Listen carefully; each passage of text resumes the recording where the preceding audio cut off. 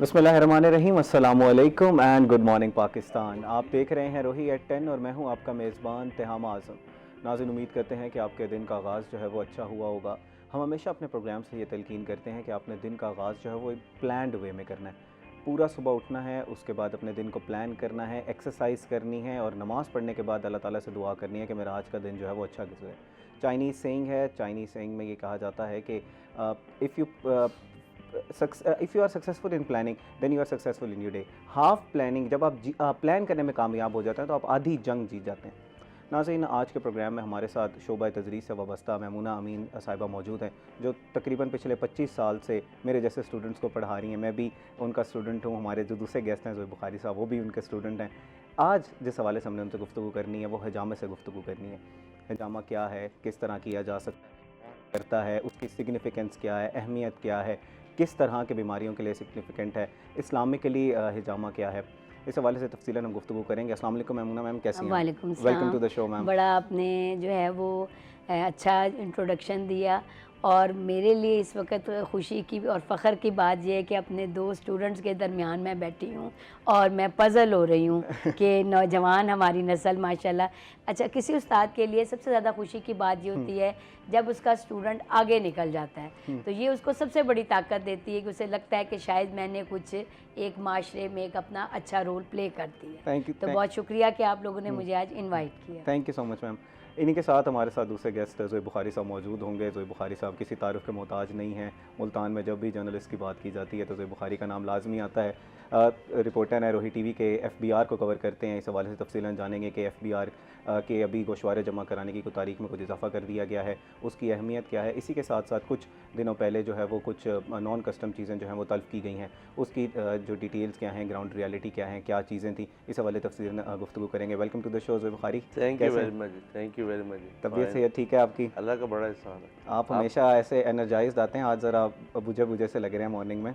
असल में आज मेरा वीकली ऑफ था और मुझे बुला लिया गया कि ज़बरदस्ती आज आप जुल्म करके बुलाया गया। हाँ, फिर जब आप मैं हमेशा अपनी वीकली ऑफ वाले दिन भी ऑफिस होता हूँ। शायद मैं ब्यूटीफुल आदमी या जो भी है, मुझे अपने काम से ऐसा डेडिकेशन है ना, वही मैंने कहा कि जब भी इस डेडिकेशन को आमीन कायम दायम रखे और सबको कामयाब करे। ऐसे असातिज़ा का किरदार है इस डेडिकेशन हाँ, को बनाने। ये आपने एक अहम मौजू की तरफ रुख जो है वो मोड़ दिया। मोड़ दिया। तो दो नौजवानों के दरमियान एक हसीन नौजवान भी मौजूद बिल्कुल ऐसे ही है। बिल्कुल बिल्कुल ये सही कह रहे हैं ज़ोहैब कि जब स्टूडेंट्स को इंसान देखता है तो ऑब्वियसली वो उनके साथ अपने आप को जवान फील करता है कि जो यूथ है जिन्होंने आगे हमारी जगह आकर अपने कंधों पर इस मुल्क की बागडोर संभालनी है, तो ये बंदे को सुकून महसूस होता है कि हमारी जगह एक बड़ी अच्छी नस्ल तैयार हो रही है। Thank you so much ma'am. तफसीलन हम अपने ज़रा टॉपिक पे चलते जी, हैं। जी। शोबा तदरीस, पढ़ाना, उसी के साथ हजामा, ये एक चीज़ें जो हैं वो एक दूसरे से मेल नहीं खाती। ज़रा इस बारे में समझाइए। तदरीस तो का जो सिलसिला है वो तो मुझे जेनेटिकली मिला। मेरे वालिद जो हैं मुल्तान के माशाल्लाह एक मारूफ शायर हैं, डॉक्टर अमीन साहब, और हाईको के हवाले से उनका बड़ा नाम है माशाल्लाह। जापानीज़ गवर्नमेंट का सबसे बड़ा एजाज़ उन्हें मिला। तो मेरी मदर भी उस्ताद थी, तो ये तो हमें, मैं ये कहती हूँ मेरी गुट्टी में रची हुई है, जो जीन्स में है जो तालीम है। अच्छा, उसमें हुआ ये कि मेरी एक ट्रांसफॉर्मेशन हुई ज़हनी तौर पर कि हमारे यहाँ लोगों का जो हेल्थ इश्यूज़ हैं वो बहुत ज़्यादा बढ़ते जा रहे हैं।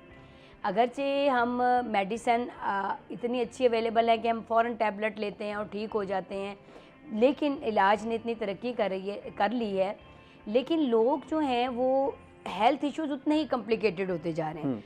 अच्छा, सेहत के बगैर हम कोई भी काम नहीं कर सकते, ज़रा हम कहीं भी जो है वो नहीं जा सकते, कहीं पहुंच नहीं सकते। तो ये बड़ी चंद ज़रूरी चीज़ें हैं। उसमें मैंने फिर मुझे जो शौक़ पैदा हुआ वो पैदा हुआ नेचुरोपैथी की तरफ, जिसको हम बाकायदा हिकमत कहते हैं, जो हकीम होते हैं। बेसिकली मैं फ़ीमेल हकीम भी हूँ। FTJ का एक प्रॉपर कोर्स होता है 4 साल का, जो कि मैंने किया। अच्छा, यानी मैंने अपने MPhil के बाद इसको किया, मैंने PhD को परस्यू नहीं किया, बल्कि मैंने ये किया। मैं बाकायदा मेडिकेशन भी करती हूँ। तो मुझे नेचुरल चीज़ों में दिलचस्पी पैदा होनी शुरू हुई कि हमारे किचन के अंदर जो चीज़ें, हमारे अंदर घर में हल्दी है और काली मिर्च है, ज़ीरा है, दार चीनी है, ये ऐसी चीज़ें हैं कि जो कि किचन के अंदर हैं, और जब मुझे पता चला इनके अंदर इलाज मौजूद है तो हमें क्यों ना ये सीखें इन चीज़ों को। हमारे हेयर इश्यूज़ हैं, हमारे स्किन इश्यूज़ हैं, एलोवेरा के पौधे हमारे घरों में लगे हुए होते हैं, हल्दी का हम मुख्तलिफ़ तरीक़ों से यूज़ करते हैं, आजकल तो मौसम आ रहा है, आंवला है, मल्टीपल चीज़ें हैं। तो मेरा फिर आहिस्ता आहिस्ता इस तरफ इंटरेस्ट पैदा हुआ। तो बहसीत हकीम हमारी बाकायदा फिर ट्रेनिंग हुई, हकीम को लीगली अलाउड है कि वो हजामा कर सकते हैं। ओके। तो प्रॉपर हमारी जो हमने जहाँ से एजुकेशन हासिल की कॉलेज से, वहाँ पर हमारी ट्रेनिंग हुई। तो ये एक बाकायदा जो है वो सुन्नत तरीका है। हजूर सल्लल्लाहु अलैहि वसल्लम ने इसको कई अहादीस में इसका ज़िक्र आया, और उन्होंने ये कहा कि बेस्ट क्योर है, one of the best cure है, जो कि इलाज के तरीके हैं, उसमें हजामा एक बेहतरीन तरीका हजामा है क्या मैम, ज़रा हजामा बेसिकली बहुत ओल्ड मेथडोलॉजी है। उनको हम पहले सींगों से, मुख्तलिफ जानवरों के सींगों से, उनमें वैक्यूम होता है, जब सींग आप काटे ना तो उसके अंदर वैक्यूम होता है, उसको सींगियाँ लगाना कहते थे, हिस्ट्री इसकी ये है। फिर उसको मज़ीद मॉडिफाई किया गया, तो एक जोंक होता है कीड़ा जो कि समंदर में पानी में रहता है, उसके ज़ाहिर है 2 उसके आगे ना कह लें एंटनाज लगे होते हैं। उनको अगर हम बॉडी के साथ टच कर देते हैं तो वो आपके बॉडी के टॉक्सिक ब्लड को जो है वो अंदर अपने डिज़ोल्व कर लेता है। तो उससे फिर हम जोंकें लगाना कहते थे। मेरी मदर ये बताती हैं कि उनके जवानी में हमारे गली मोहल्लों में लोग आते थे, जोंकें लगवा लें, जोंकें लगवा लें। वो एक ओल्ड मेथडोलॉजी थी हजामा की, जिसको हम मॉडर्न फॉर्म में कपिंग थेरेपी कहते हैं। फिर आहिस्ता आहिस्ता उसको मॉडिफाई करते हुए उसके लिए मुख्तलिफ ग्लास में वैक्यूम क्रिएट करके, मुख्तलिफ छोटी छोटी सी जो है वो प्यालियों में वैक्यूम क्रिएट करके उसको यूज़ किया जाता है।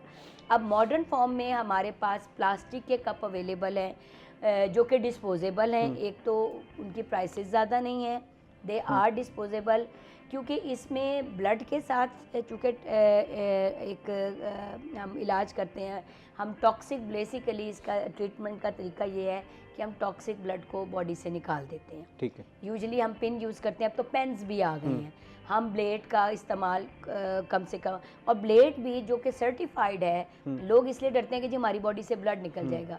जो ब्लेड है वो बड़े सिर्फ उसकी नोक हल्की सी लगाई जाती है, ऐसे महसूस हो जैसे कि आपको चूंटी ने काटा है। ठीक है। मकसद जो है वो हमारा ब्लड को निकालना नहीं है। अच्छा, जिनको हम अताई कहते हैं, जिनके पास सर्टिफिकेशन नहीं है, मैं बड़ी हैरान हुई जब मैं इस फील्ड में आई।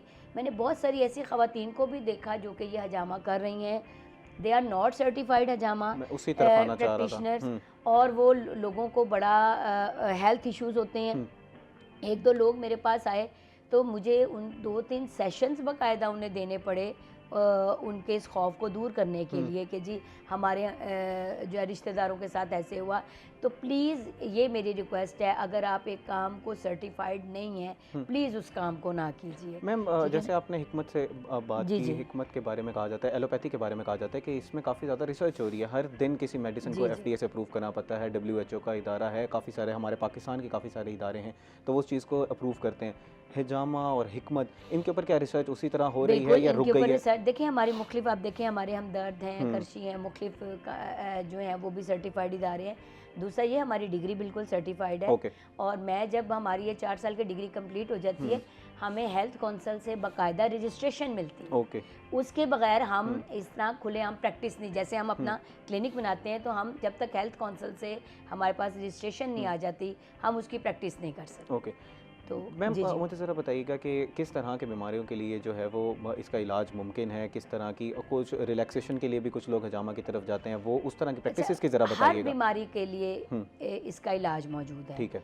अगर आप किसी स्पेसिफिक ऑर्गन की बात करते हैं, लेट्स सपोज किसी को स्टमक का प्रॉब्लम है, तो जहाँ पे हमारा स्टमक जो है वो इस जगह पे थोड़ा सा सीने के करीब पाया जाता है, तो उसके राउंड अबाउट में हम कप्स लगाते हैं। किसी को गुर्दों का प्रॉब्लम है तो उसके राउंड अबाउट में लगाया जाए, जिस जगह पर आपको पेन है उसके राउंड अबाउट में हम कप लगाते हैं। और अच्छा, उसके बाद जो सबसे ज़्यादा बेनिफिशियल चीज़ है, ये पेन रिलीफ में बहुत अच्छा है। अच्छा, अब हमारे यहाँ नर्व्स का इशू कैसे पैदा हुआ, उसकी एक मेन वजह हमारा एक तो डबल वर्क है। हम लोग मॉडर्न दौर में एक दोहरे काम में हर वक्त वाबस्ते हैं। एक शख्स मॉर्निंग में कोई और जॉब कर रहा है, इवनिंग में, ज़ाहिर है हमारा जिस्म ओवर बर्डनाइज्ड हो जाता है। बिल्कुल। ओवर बर्डनाइज्ड होगा तो थकावट, फटीग होगी। फटीग होगी तो ऑटोमेटिकली असाब में कहीं गर्दन में खिंचाव हो जाएगा, कहीं कंधों में खिंचाव हो जाएगा, कहीं ना कहीं खिंचाव हो जाएगा और हम कहेंगे जी आपके नर्व जो हैं वो कमज़ोर हो रहे हैं। इसमें पहली बात जहाँ से आपने प्रोग्राम स्टार्ट किया कि आपका लाइफ पैटर्न है। अब लाइफ पैटर्न पे हम फिर कभी बात करेंगे, वो चूँकि लंबी हो जाएगी। पहले तो आपका लाइफ पैटर्न और फूड पैटर्न है, ठीक है ना, फिर ये प्रॉब्लम्स नहीं होते। लेकिन अच्छा दूसरी बात ये है, बहुत सारी ये हम थोड़ा सा जंप कर रहे हैं टॉपिक के ऊपर। मैं ज़रा पहले समझना चाह रहा था कि हजामा है क्या, ताकि नाजरीन के लिए एक बेस सेट हो जाए। हजामा तो मैंने ये नहीं, मैं सवाल सुन लीजिएगा मैम। मैं ज़रा पूछना चाह रहा था कि आपने जैसे कपिंग की टेक्निक बताई, उस टेक्निक के अंदर आप क्या करते हैं? आपने बताया कि टक्कर लगाए थे, एक चाइनीज़ टेक्निक भी है ना, मैं वहाँ से वो मवाद एक्यूपंक्चर है। जी जी, एक्यूपंक्चर और ये मिलते जुलते हैं, इनको हम रिलेटेड मेथोडोलॉजीज कहते हैं इलाज की, लेकिन हर एक की अपनी अपनी अलग एक स्पेशलिटी है। मैं चूँकि हजामा प्रैक्टिशनर हूँ, तो हजामा ये कि मैंने आपको कहा कि आजकल हमारे पास डिस्पोजेबल प्लास्टिक के कप्स आ जाते हैं। उसका सबसे बड़ा हेल्थ वाइज बेनिफिट ये है कि एक पेशेंट के कप दूसरे पर यूज़ नहीं किए जाते और उनको उसी वक्त हम तोड़ के उसको डिस्पोज ऑफ कर देते हैं कि बाहर भी अगर किसी को कोई अट्रैक्शन नज़र आती कि ये प्लास्टिक है, बेचा जा सकता है, हम उसको तोड़ फोड़ कर फेंक देते हैं।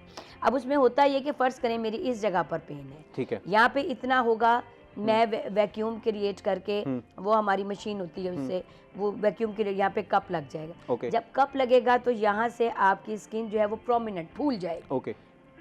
2 मिनट के लिए एटलीस्ट हमने उसको लगाना होता है।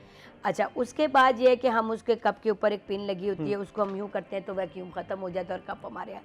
अब वो आपकी जगह सिलेक्ट हो गई कि फ़र्ज़ करें मेरी यहाँ पे पेन है, वहाँ पे हम फिर पिन करते हैं। ठीक है, या मैं पिन करती हूँ या मैं पेन यूज़ करती हूँ। अब वो पिन करेंगे, उसके बाद दोबारा उस कप को 2 मिनट के लिए लगा देंगे, उसमें वैक्यूम क्रिएट करके उसमें आपका टॉक्सिक ब्लड इकट्ठा हो जाता है। तो इज इट पेनलेस? नहीं, बिल्कुल पेन नहीं होता। मैंने आपको कहा पेन इस तरह से है जैसे किसी चूंटी आपको कभी टच कर जाती है, काट जाती है।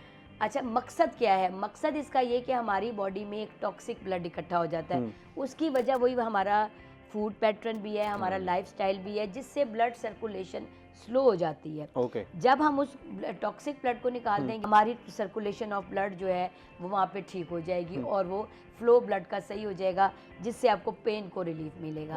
इसीलिए पेन रिलीफ के लिए इसको थेरेपी इसलिए कहा जाता है कि जब टॉक्सिक ब्लड, मसलन मेरे कंधों में दर्द है, मैं कंधों पे 2 कप लगाऊंगी, तो वो जो जब टॉक्सिक ब्लड निकल जाएगा तो blood circulation of blood increase हो जाएगी। सर्कुलेशन इंक्रीज होगी, ऑटोमेटिकली मैं जो मरीज़ है वो रिलीफ महसूस करेगा। मैम, इसके हवाले से ना मज़ीद भी गुफ्तगू करेंगे। ज़रा अब आगे चलते हैं कि किस तरह की बीमारियों के लिए ये सूदमंद है। नाज़रीन, हम बात कर रहे हैं हिजामा के ऊपर, इस पर मज़ीद भी गुफ्तगू करेंगे। इस वक्त हुआ एक ब्रेक का, हमारे साथ रहिएगा।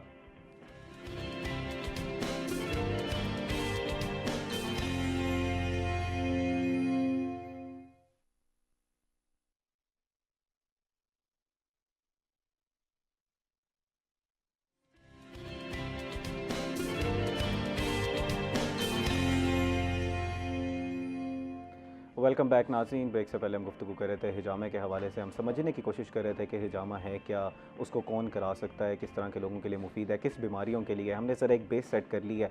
अब तफसीलन जो है वो मैमूना मैम से गुफ्तगू करेंगे, लेकिन उसके हमारे साथ इस वक्त ज़ुबैर बुखारी साहब मौजूद हैं। उनसे तफसीलन जानते हैं कि FBR के गोशवारे जमा कराने की डेडलाइन जो है वो बढ़ा दी गई है, उसके हवाले से हमें ज़रा बताएँ। इसी के साथ साथ कुछ नॉन कस्टम जो हैं वो सिगरेट्स को तल्फ़ किया गया है, वो उनकी क्या डिटेल है? जी ज़ुहैब भाई ज़रा बताइएगा। पहले ज़रा गोशवारों के हवाले से बता दें, वो बड़ा मसला है आवाम के लिए। इससे पहले जो हजामा डिस्कस हो रहा था, मेरे ख्याल में वो सबसे ज़्यादा इम्पोर्टेंट है। चलें, आप कमेंट कर लें अगर आपने उस पर कमेंट करना है। नहीं, मुझे खुद ज़रूरत है, मैं समझता हूँ, और क्योंकि सुन्नत तरीका भी और अच्छी चीज़ भी है, तो हमें लोगों को जो है वो सीधा जो रास्ता है वो इस हवाले से वो भी दिखाना चाहिए। तो जाहिर सी बात है, लोग मसाइल का शिकार है, तो ये चीज़ें जो हैं वो उस मसाइल से निकालती हैं। तो दूसरा जो आपने सवाल किया वो भी अपनी नौयत का एक अहम सवाल है। फेडरल बोर्ड ऑफ रेवेन्यू में जो टैक्स गोशवारे हैं वो जमा करवाने की जो पहली तारीख थी, उसके बाद फिर तारीख में इजाफा हुआ, फिर तारीख में एक मरतबा फिर इजाफा होगा। तो अब जो तीसरी बार तारीख में इजाफा किया गया, मीन्स की दूसरी बार, उसकी तारीख ख़त्म होने में सिर्फ 1 रोज़ बाकी है। 31 अक्टूबर तक जो टैक्स गुजार हैं वो अपने सालाना इनकम टैक्स गोशवारे जो हैं वो जमा करवा सकते हैं। तो अगर वो लास्ट डेट तक जमा नहीं करवाएंगे तो फिर वो लेट फाइलर कंसीडर होंगे, और लेट फाइलर के फिर अपने नुकसानात हैं जो उन्होंने डिफाइन किए हुए हैं। अच्छा, इसमें एक क्वेश्चन बनता है ज़हीर साहब, क्या कुछ टारगेट दिए जाते हैं एफबीआर को? इस दफ़ा कुछ टारगेट्स मीट किए गए? यूँ होता है, वो टारगेट यूँ होता है कि जितना ज़्यादा हासिल कर लिया जाए वो टारगेट बन जाता है। ठीक है। अच्छा, अब दूसरे सवाल ये बनते हैं कि अब तक कितने गोश्तवारे जो हैं वो जमा हो चुके हैं। तो रिसेंटली जब मैंने इंटरव्यू किया कमिश्नर इनलैंड रेवेन्यू का, तो उन्होंने बताया कि 4 लाख और 4,000 से ज़ायद टैक्स गोश्तवारे जो हैं वो आरटीओ मुल्तान में वसूल हो चुके हैं, और एक दिन बाकी है। तो उम्मीद है कि ये जो फिगर है ये आगे बढ़ेगा, इंक्रीज़ करेगा, और आप 31 अक्टूबर रात 12 बजे तक अपने जो रिटर्न्स हैं उसको जो है वो फाइल कर सकते हैं। लेकिन अमूमन ये होता है कि आखिरी दिनों में, क्योंकि हम हर चीज़ आखिर में करने को तरजीह देते हैं, चाहे वो इम्तिहान की तैयारी हो, चाहे वो शादी की तैयारी हो, चाहे वो बिल अदा करना हो, तो इट्स आवर नेशनल इशू, ये हमारा एक कौमी मसला है। तो वो जो है वो हाँ बाय नेचर, बल्कि कौमी, मैं तो उसको कौमी मसला जो है कौम कहते हैं। हाँ, तो हम हमेशा हर चीज़ को आखिरी तारीख पर करने को जो है वो तरजीह देते हैं, और फिर हमें बहुत सी चीज़ों का मसाइल का सामना भी करना पड़ता है। अच्छा, अब आखिरी दिनों में क्योंकि खबरें ज़ेर गर्दिशकारी होती हैं कि एफबीआर का जो IRIS सिस्टम है वो बैठ जाता है, वो डाउन हो जाता है, लिंक्स डाउन हो जाते हैं। तो जाहिर सी बात है, आपको पता है ये सारी चीज़ें जो हैं वो ऑनलाइन अब कर दी गई हैं। तो ऑनलाइन करने का मकसद बुनियादी तौर पे यही होता है कि आप दुनिया के किसी भी कोने में बैठे हैं और आप टैक्स पेयर हैं, तो आप टैक्स को जो है वो फाइल कर सकते हैं और अपने कारोबार को बगैर किसी डिस्टर्बेंस के आप रन कर सकते हैं। तो ये वो चीज़ें हैं जो आइंदा आने वाले दिनों में हमने देखा कि हर चीज़, चाहे वो नादरा के रिलेटेड हो, चाहे वो किसी और महकमे से रिलेटेड हो, पुलिसिंग के हवाले से हो, तो आप अपना लाइसेंस भी ऑनलाइन हासिल, मतलब काफ़ी सारी चीज़ें जो हैं वो आपको इस मामलात में आती नज़र आ रही हैं। और उसके साथ मैं एक और चीज़ भी ऐड करना चाहूँगा, दैट इज़ वेरी इंपॉर्टेंट, कि वो कैशलेस सिस्टम ये भी चीज़ें लिंक करता है, क्योंकि ये वो चीज़ें जो इफ्तिताह तो अभी नहीं किया गया ना, वो तो अभी इन प्रोसेस है कैशलेस सिस्टम जो है वो। हाँ, कैशलेस सिस्टम स्टेट बैंक ने इंट्रोड्यूस करवा दिया। ओके, इंट्रोड्यूस करा दिया। अच्छा, दूसरा ये है कि अब एयरपोर्ट्स पर भी कैशलेस इकॉनमी का मामला जो है वो चलेंगे, और मुल्तान एयरपोर्ट्स में, पूरे पाकिस्तान के एयरपोर्ट्स पर जो है वो ये चीज़ें मीटिंग स्टेट बैंक की हो गई है कि वहाँ पर भी अब कैशलेस सिस्टम जो है। अच्छा, इसको ज़रा आसान समझाइएगा कि किस तरह लिंक है कि अकाउंट टू अकाउंट, मतलब आपके पास करेंसी नहीं होगी। नहीं, वो तो कैशलेस का तो मतलब ये है, स्टेट उसको किस तरह लेके चल रही है, वो ज़रा आसान अल्फाज में समझाइएगा कि जैसे आपने एग्जांपल दी एयरपोर्ट्स पे। अब एयरपोर्ट्स पे अगर मैंने जाना है, कोई टिकट बाई करनी है या उससे पहले प्रोसेस स्टार्ट हो जाता है, तो मैं कौन से अकाउंट है, किसमें कुछ एक्साइज के अकाउंट्स हैं, या किस तरह कौन से अकाउंट से मैं जो है वो ट्रांजेक्शन करूँगा? कैश की ऐप को ओपन करते हैं या मोबाइल की किसी ऐप को ओपन करते हैं, तो हमारे पास सारे ऑप्शन अवेलेबल आ जाते हैं। ठीक है, उसमें अगर हमने किसी बस या किसी जहाज़ का टिकट लेना है तो हमें वहाँ पर ऑप्शन दिए जाते हैं। ओके, हमने अगर बिल्स पे करने हैं तो हमें वहाँ पर ऑप्शंस दिए जाते हैं कि आपने मैप्को का देना है, या आपने लाहौर का देना है, आपने फैसलाबाद का देना है। उसके साथ साथ अगर हमने गैस का देना है तो उस पर गैस का ऑप्शन आ जाते हैं।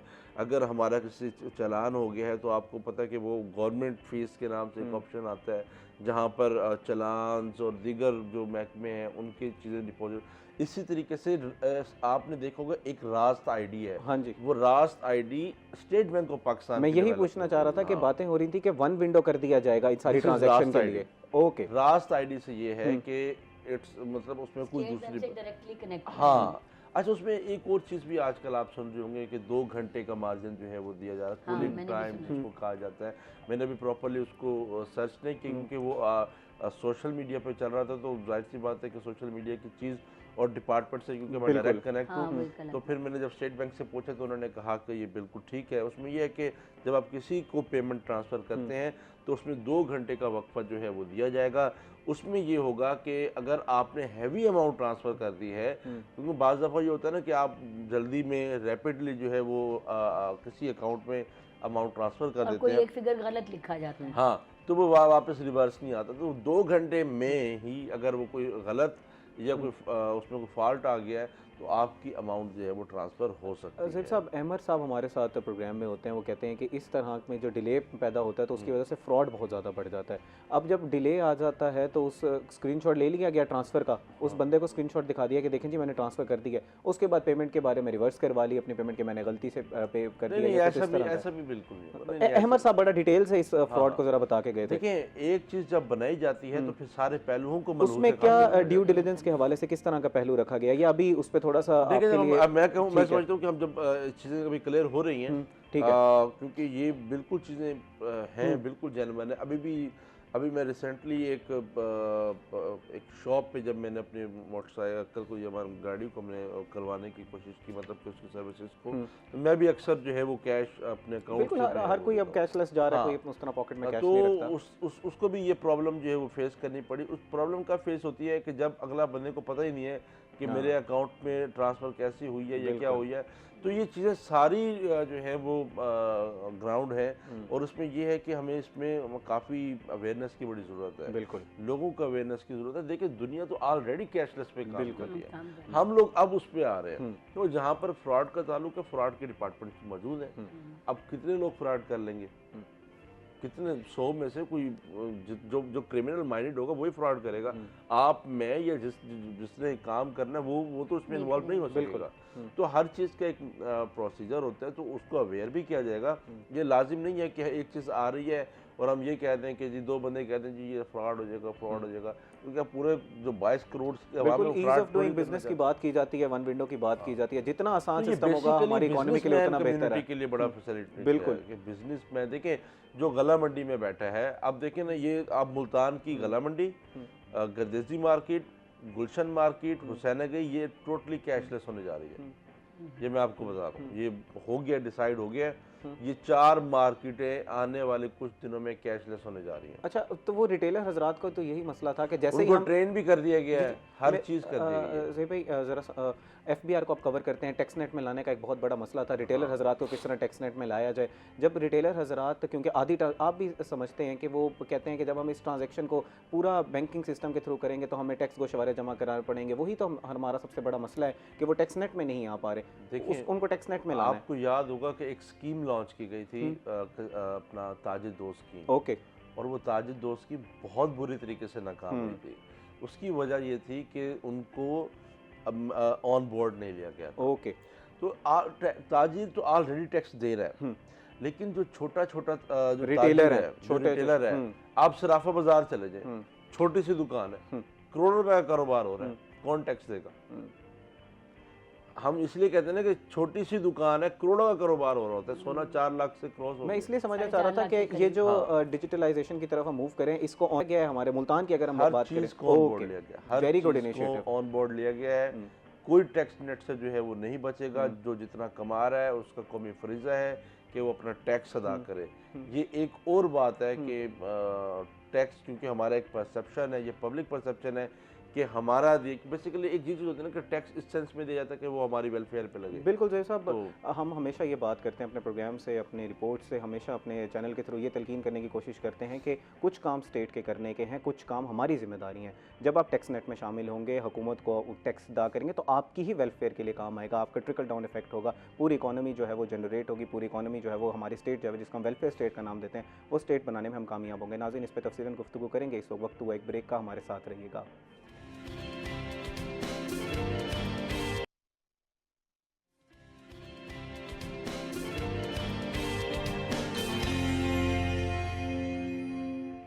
वेलकम बैक नाज़रीन। ब्रेक से पहले हम गुफ्तगू कर रहे थे एफबीआर के हवाले से, जो रिफॉर्म्स किए जा रहे हैं उस हवाले से हमने गुफ्तगू की, तफसीलन जानने की कोशिश की कि इस वक्त गोशवारे किस तरह जमा कराए जा रहे हैं और क्या एफबीआर जो है वो अपनी टैक्स की जो डेडलाइन है उसको कुछ एक्सटेंड करेगी या इसमें कुछ इजाफा किया जाएगा। तो ज़ुबैर बुखारी साहब ने तफसीलन बताया कि इस वक्त क्या कारकर्दगी है, एफबीआर की टारगेट्स भी मीट हो रहे हैं और टैक्स ना दहिंदगान के ख़िलाफ़ सख्त से सख्त कार्रवाइयाँ की जा रही हैं। नाज़रीन, हम मैडम मैमूना से बात कर रहे थे हिजामा के हवाले से। हमने एक बेस सेट कर ली थी कि हिजामा है क्या, उसको किस तरह करवाया जा सकता है, कौन लोग हिजामा कर सकते हैं। पहले मैम आपसे ये जानना चाहूँगा कि अगर कोई खुदा ना खास्ता किसी अताई से करवा लेता है तो उसको किस तरह की बीमारियाँ हो सकती हैं। उसके बाद हमारा जो आज नर्वस सिस्टम पे हमने गुफ्तगू करनी है, तफसीलन हम उस मौजू पे चलेंगे। अच्छा, ये जो उन्होंने बात की कि जो लोग सर्टिफाइड नहीं हैं, अगर उनसे आप हजामा कराते हैं सिर्फ जो बंदा हजामा करा रहा है उसकी हेल्थ को तो इशू है, जो कर रहा है उसकी हेल्थ को भी इशू है, क्योंकि बात है ब्लड की। लेट्स सपोज वो शख्स जो पेशेंट है उसको हेपेटाइटिस बी या सी का वो पेशेंट रहा है, तो वो हेपेटाइटिस उस जो अताई डॉक्टर है उसमें भी ट्रांसफ़र होने का डर है। तो सिर्फ ये नहीं कि जो पेशेंट है उसको ही मिस हैंडल आप कर रहे हैं, आप करने वाले भी अपने जान से खेल रहे हैं। तो इसलिए ये काम करने से पहले सोचें, क्योंकि ये ब्लड से चीज़ रिलेट करती है।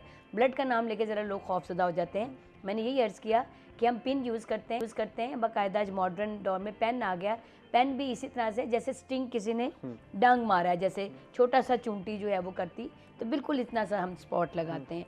तो कभी भी किसी अताई के पास ना जाएं।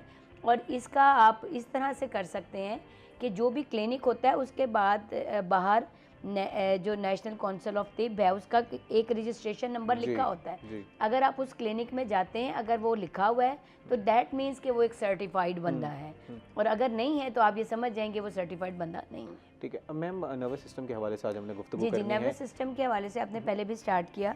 नर्वस सिस्टम मैंने कहा कि कमज़ोर जो होता है, एक तो वही आप ज़्यादा ओवर वर्क करते हैं, दूसरा वो लोग जो कि टीचर्स हैं, टीचर है वो गर्दन झुका के हमारा पढ़ते हैं, पढ़ाते हैं, चेक करते हैं, पेपर चेक करते हैं। दूसरा एक मॉडर्न दौर में जो काम है, हम जो ऑनलाइन काम करते हैं, आपकी स्क्रीन टाइमिंग है, आप लैपटॉप सामने रख के काम कर रहे हैं, ठीक है ना। अच्छा, आपको पता नहीं होता, कभी आप इम्पोस्चर इसको हम कहते हैं, आप सही पोस्चर में नहीं बैठे, आपने रिलीफ फील किया, आप टांगे आपने दाएं कर ली या बाएं कर ली, या कमर आपकी टेढ़ी है और आप बैठे हैं लेकिन आपने फ्लो में काम करना आपको नहीं पता।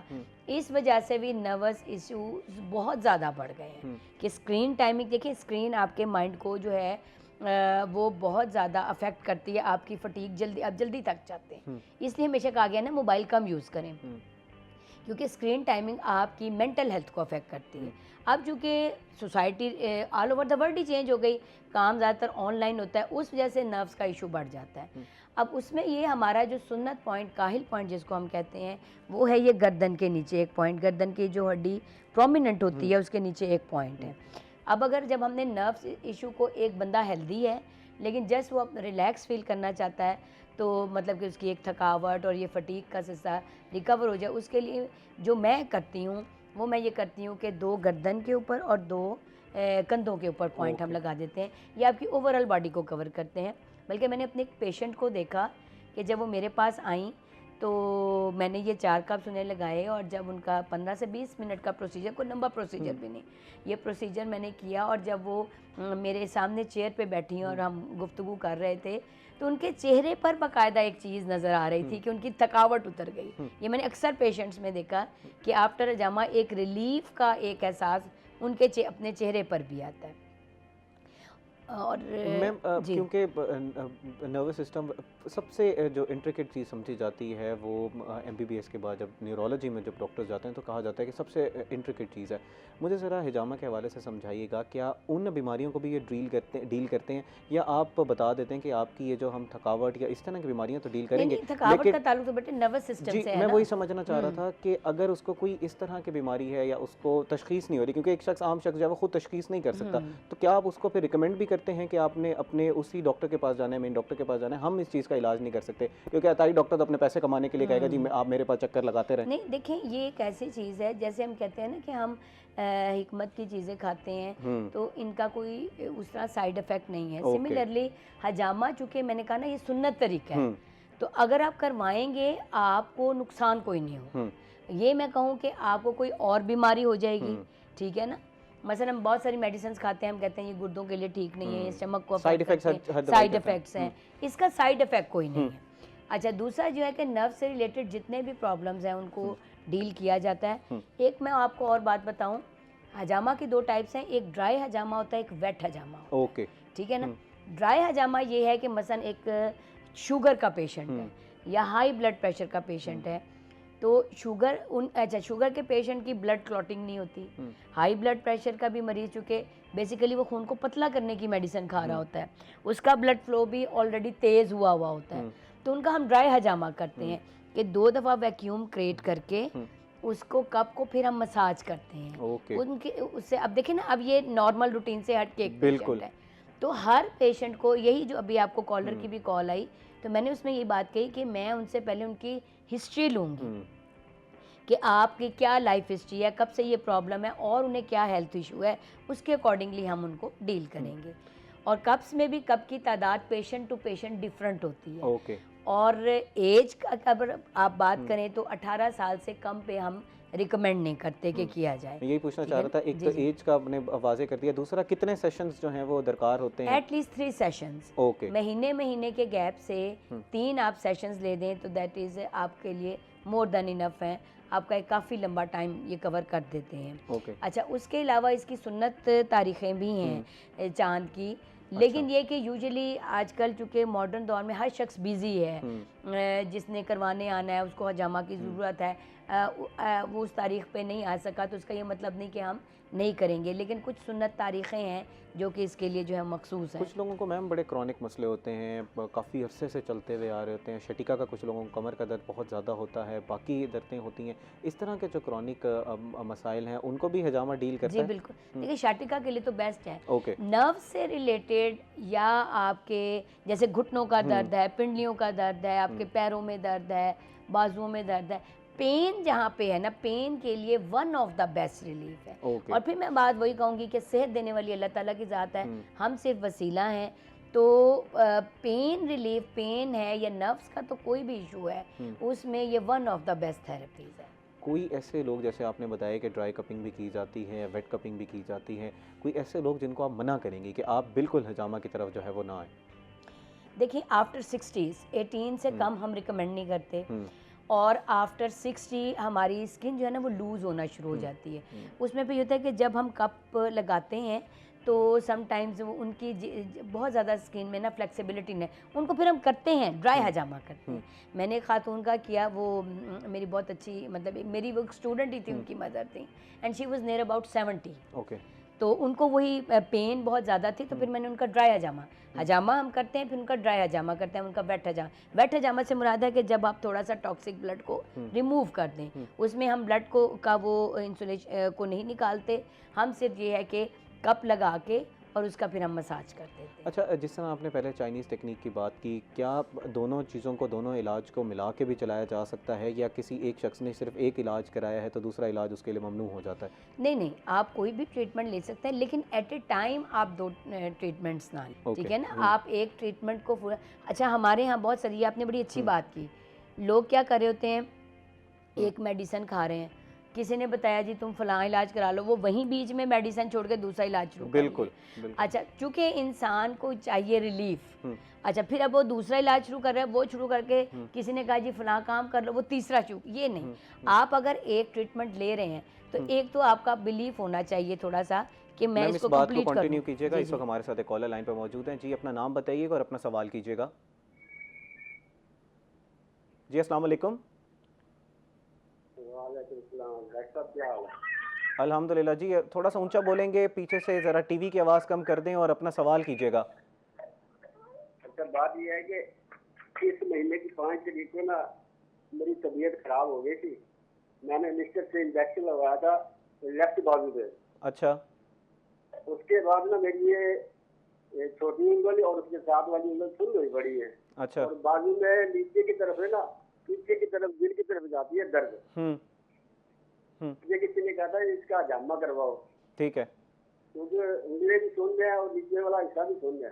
ठीक है, इस सवाल के बारे में मैंने जी डॉक्टर साहब ने किसी ने कहा था कि हजामा करवाओ, इसलिए मैंने आपको कॉल किया है। ठीक है जी, आपका सवाल हमने सुन लिया है। इस वक्त हुआ एक ब्रेक का, ब्रेक के बाद आपके इस सवाल का जवाब लेंगे। नाज़रीन, we will be right back.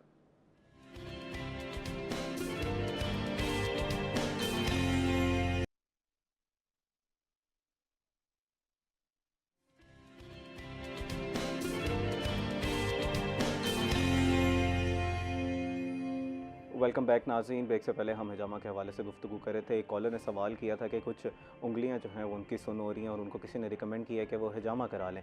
मैं चाहूँगा पहले आप कॉलर का जवाब दे दें, फिर मैं ज़रा। असल में ये कि इन्होंने कहा कि इन्होंने कोई ट्रीटमेंट लिया है, इन्होंने जहाँ से ट्रीटमेंट कराया है जाके आप उन्हें बताएं। यही बात है कि हम अपना बीच में मैंने कहा ना जो इलाज करा रहे हैं वो ब्रेक कर देते हैं। बिल्कुल। आप जाएं कि मैंने ये इलाज कराया, ये जो ड्रिप लगी जो भी हुआ उसका ये रिएक्शन आया, उसकी क्या रीज़न है, क्योंकि वो डॉक्टर उसको बेहतर हजामा हम नो डाउट बिल्कुल कर देंगे उनका, लेकिन फ़ौरन एक चीज़ को छोड़ के जो कि इनकम्प्लीट है आप उनसे पूछें जी ये रिएक्शन है उसकी क्या वजह है, या मेरी डाइट में कोई कमी है, कोई वीकनेस हो गई है, वो डाइट से भी कवर हो जाती है बाजू का चीज़। और उसके बाद आप जब थोड़ा सा नॉर्मल हालत में आ जाएं तो सिर्फ ये नहीं कि मैं ये नहीं कह रही कि अब मैं हजामा नहीं करना चाह रही, कहने का मकसद ये जब आपने एक ट्रीटमेंट लिया है आप वहीं पे दोबारा डॉक्टर के ऊपर ट्रस्ट करके जाएं और उनसे पूछें कि मुझे ये सिम्टम्स हैं, इसकी आप क्या रीज़न बताते हैं। बिल्कुल हो सकता है कि डॉक्टर ने जो प्रिस्क्राइब किया उसके अंदर हो सकता है कि ये उसके सिम्टम्स हो, वो तो the best person is the doctor who prescribed you.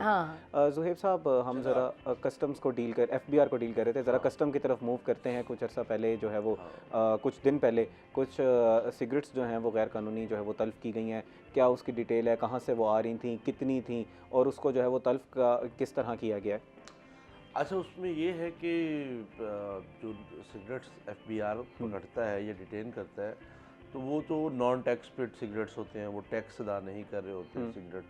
तो मतलब कि जो जैसे कहते हैं ना कि प्राइवेट सतह पर जो है वो बनाए जा रहे होते हैं और वो हुकूमती ख़जाने को करोड़ों के अरबों रुपए का नुकसान जो है वो पहुँचाए जा रहे होते हैं। और आपको पता है कि पाकिस्तान में हर दूसरा तीसरा जो है वो स्मोक कॉर्नर जो है वो इस तरफ आ रहा है। और जो हमारी नौजवान नस्ल है और जो हमारे एजुकेशन इंस्टीट्यूट्स हैं तो वहाँ पर ये चीज़ें बड़ी आम है, ना सिर्फ सिगरेट्स और बाकी मामलात।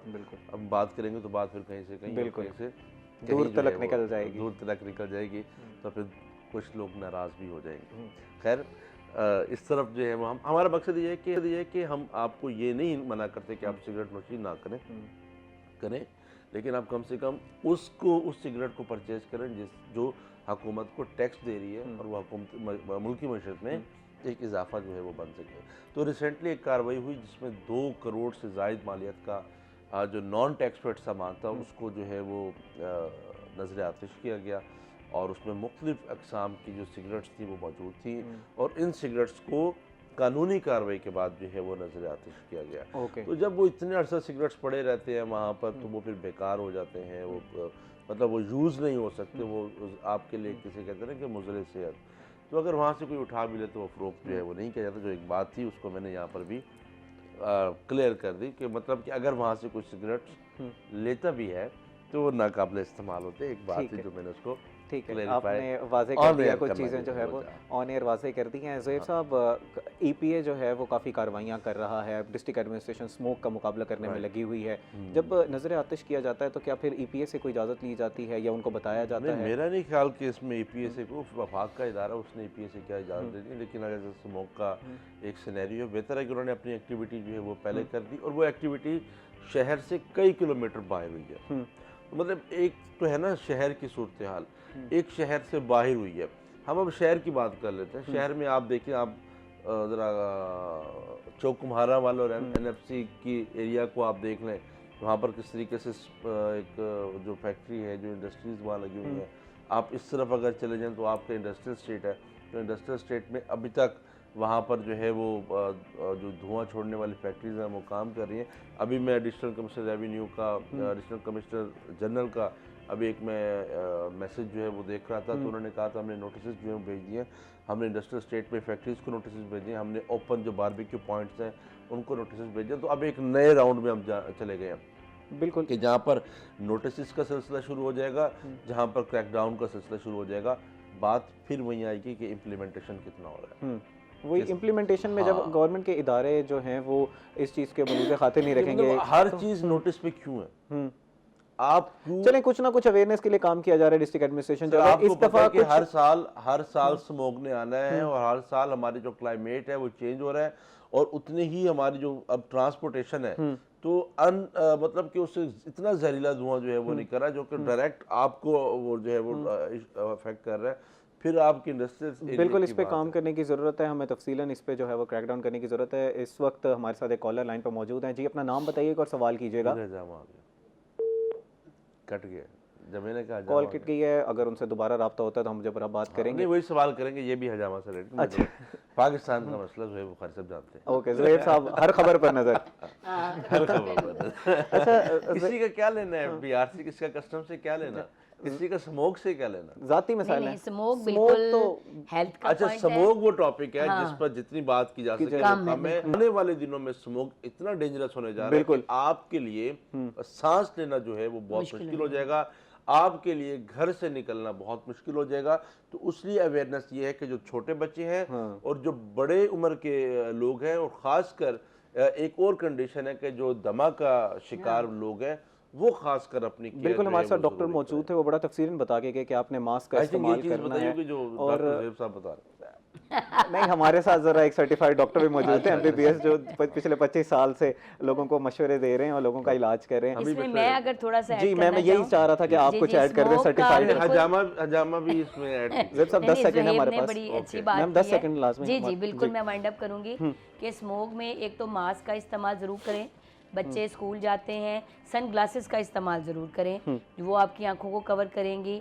और घर में अगर गॉगल्स, हम गरारे एक आम सी चीज़ है, वो दिन में अगर एक दफ़ा कर लें तो ये प्रिकॉशनरी मेजर्स हैं, हम उस मर्ज से और उसके जो साइड इफेक्ट्स हैं उनसे बहुत शुक्रिया मैम, या और एक्सट्रीम ज़रूर। बहुत शुक्रिया मैम, आप प्रोग्राम में तशरीफ लाई, हमने इन डिटेल हर चीज़ पे डिस्कशन की, जो लोगों के मिथ्स से जो कंसर्न्स थे हम कोशिश की कि उनको जो है वो क्लियर कर सकें। ज़ुहैब बुखारी आपको भी बहुत शुक्रिया, हमेशा हम जो है वो चार्ज हो जाते हैं जब भी आप मॉर्निंग शो में आते हैं। नाज़रीन, उम्मीद करते हैं कि प्रोग्राम का पहला सेगमेंट आपको पसंद आया होगा। ब्रेक के बाद हमारे साथ मज़ीद भी गेस्ट होंगे, सो हमारे साथ रहिएगा, we will be right back.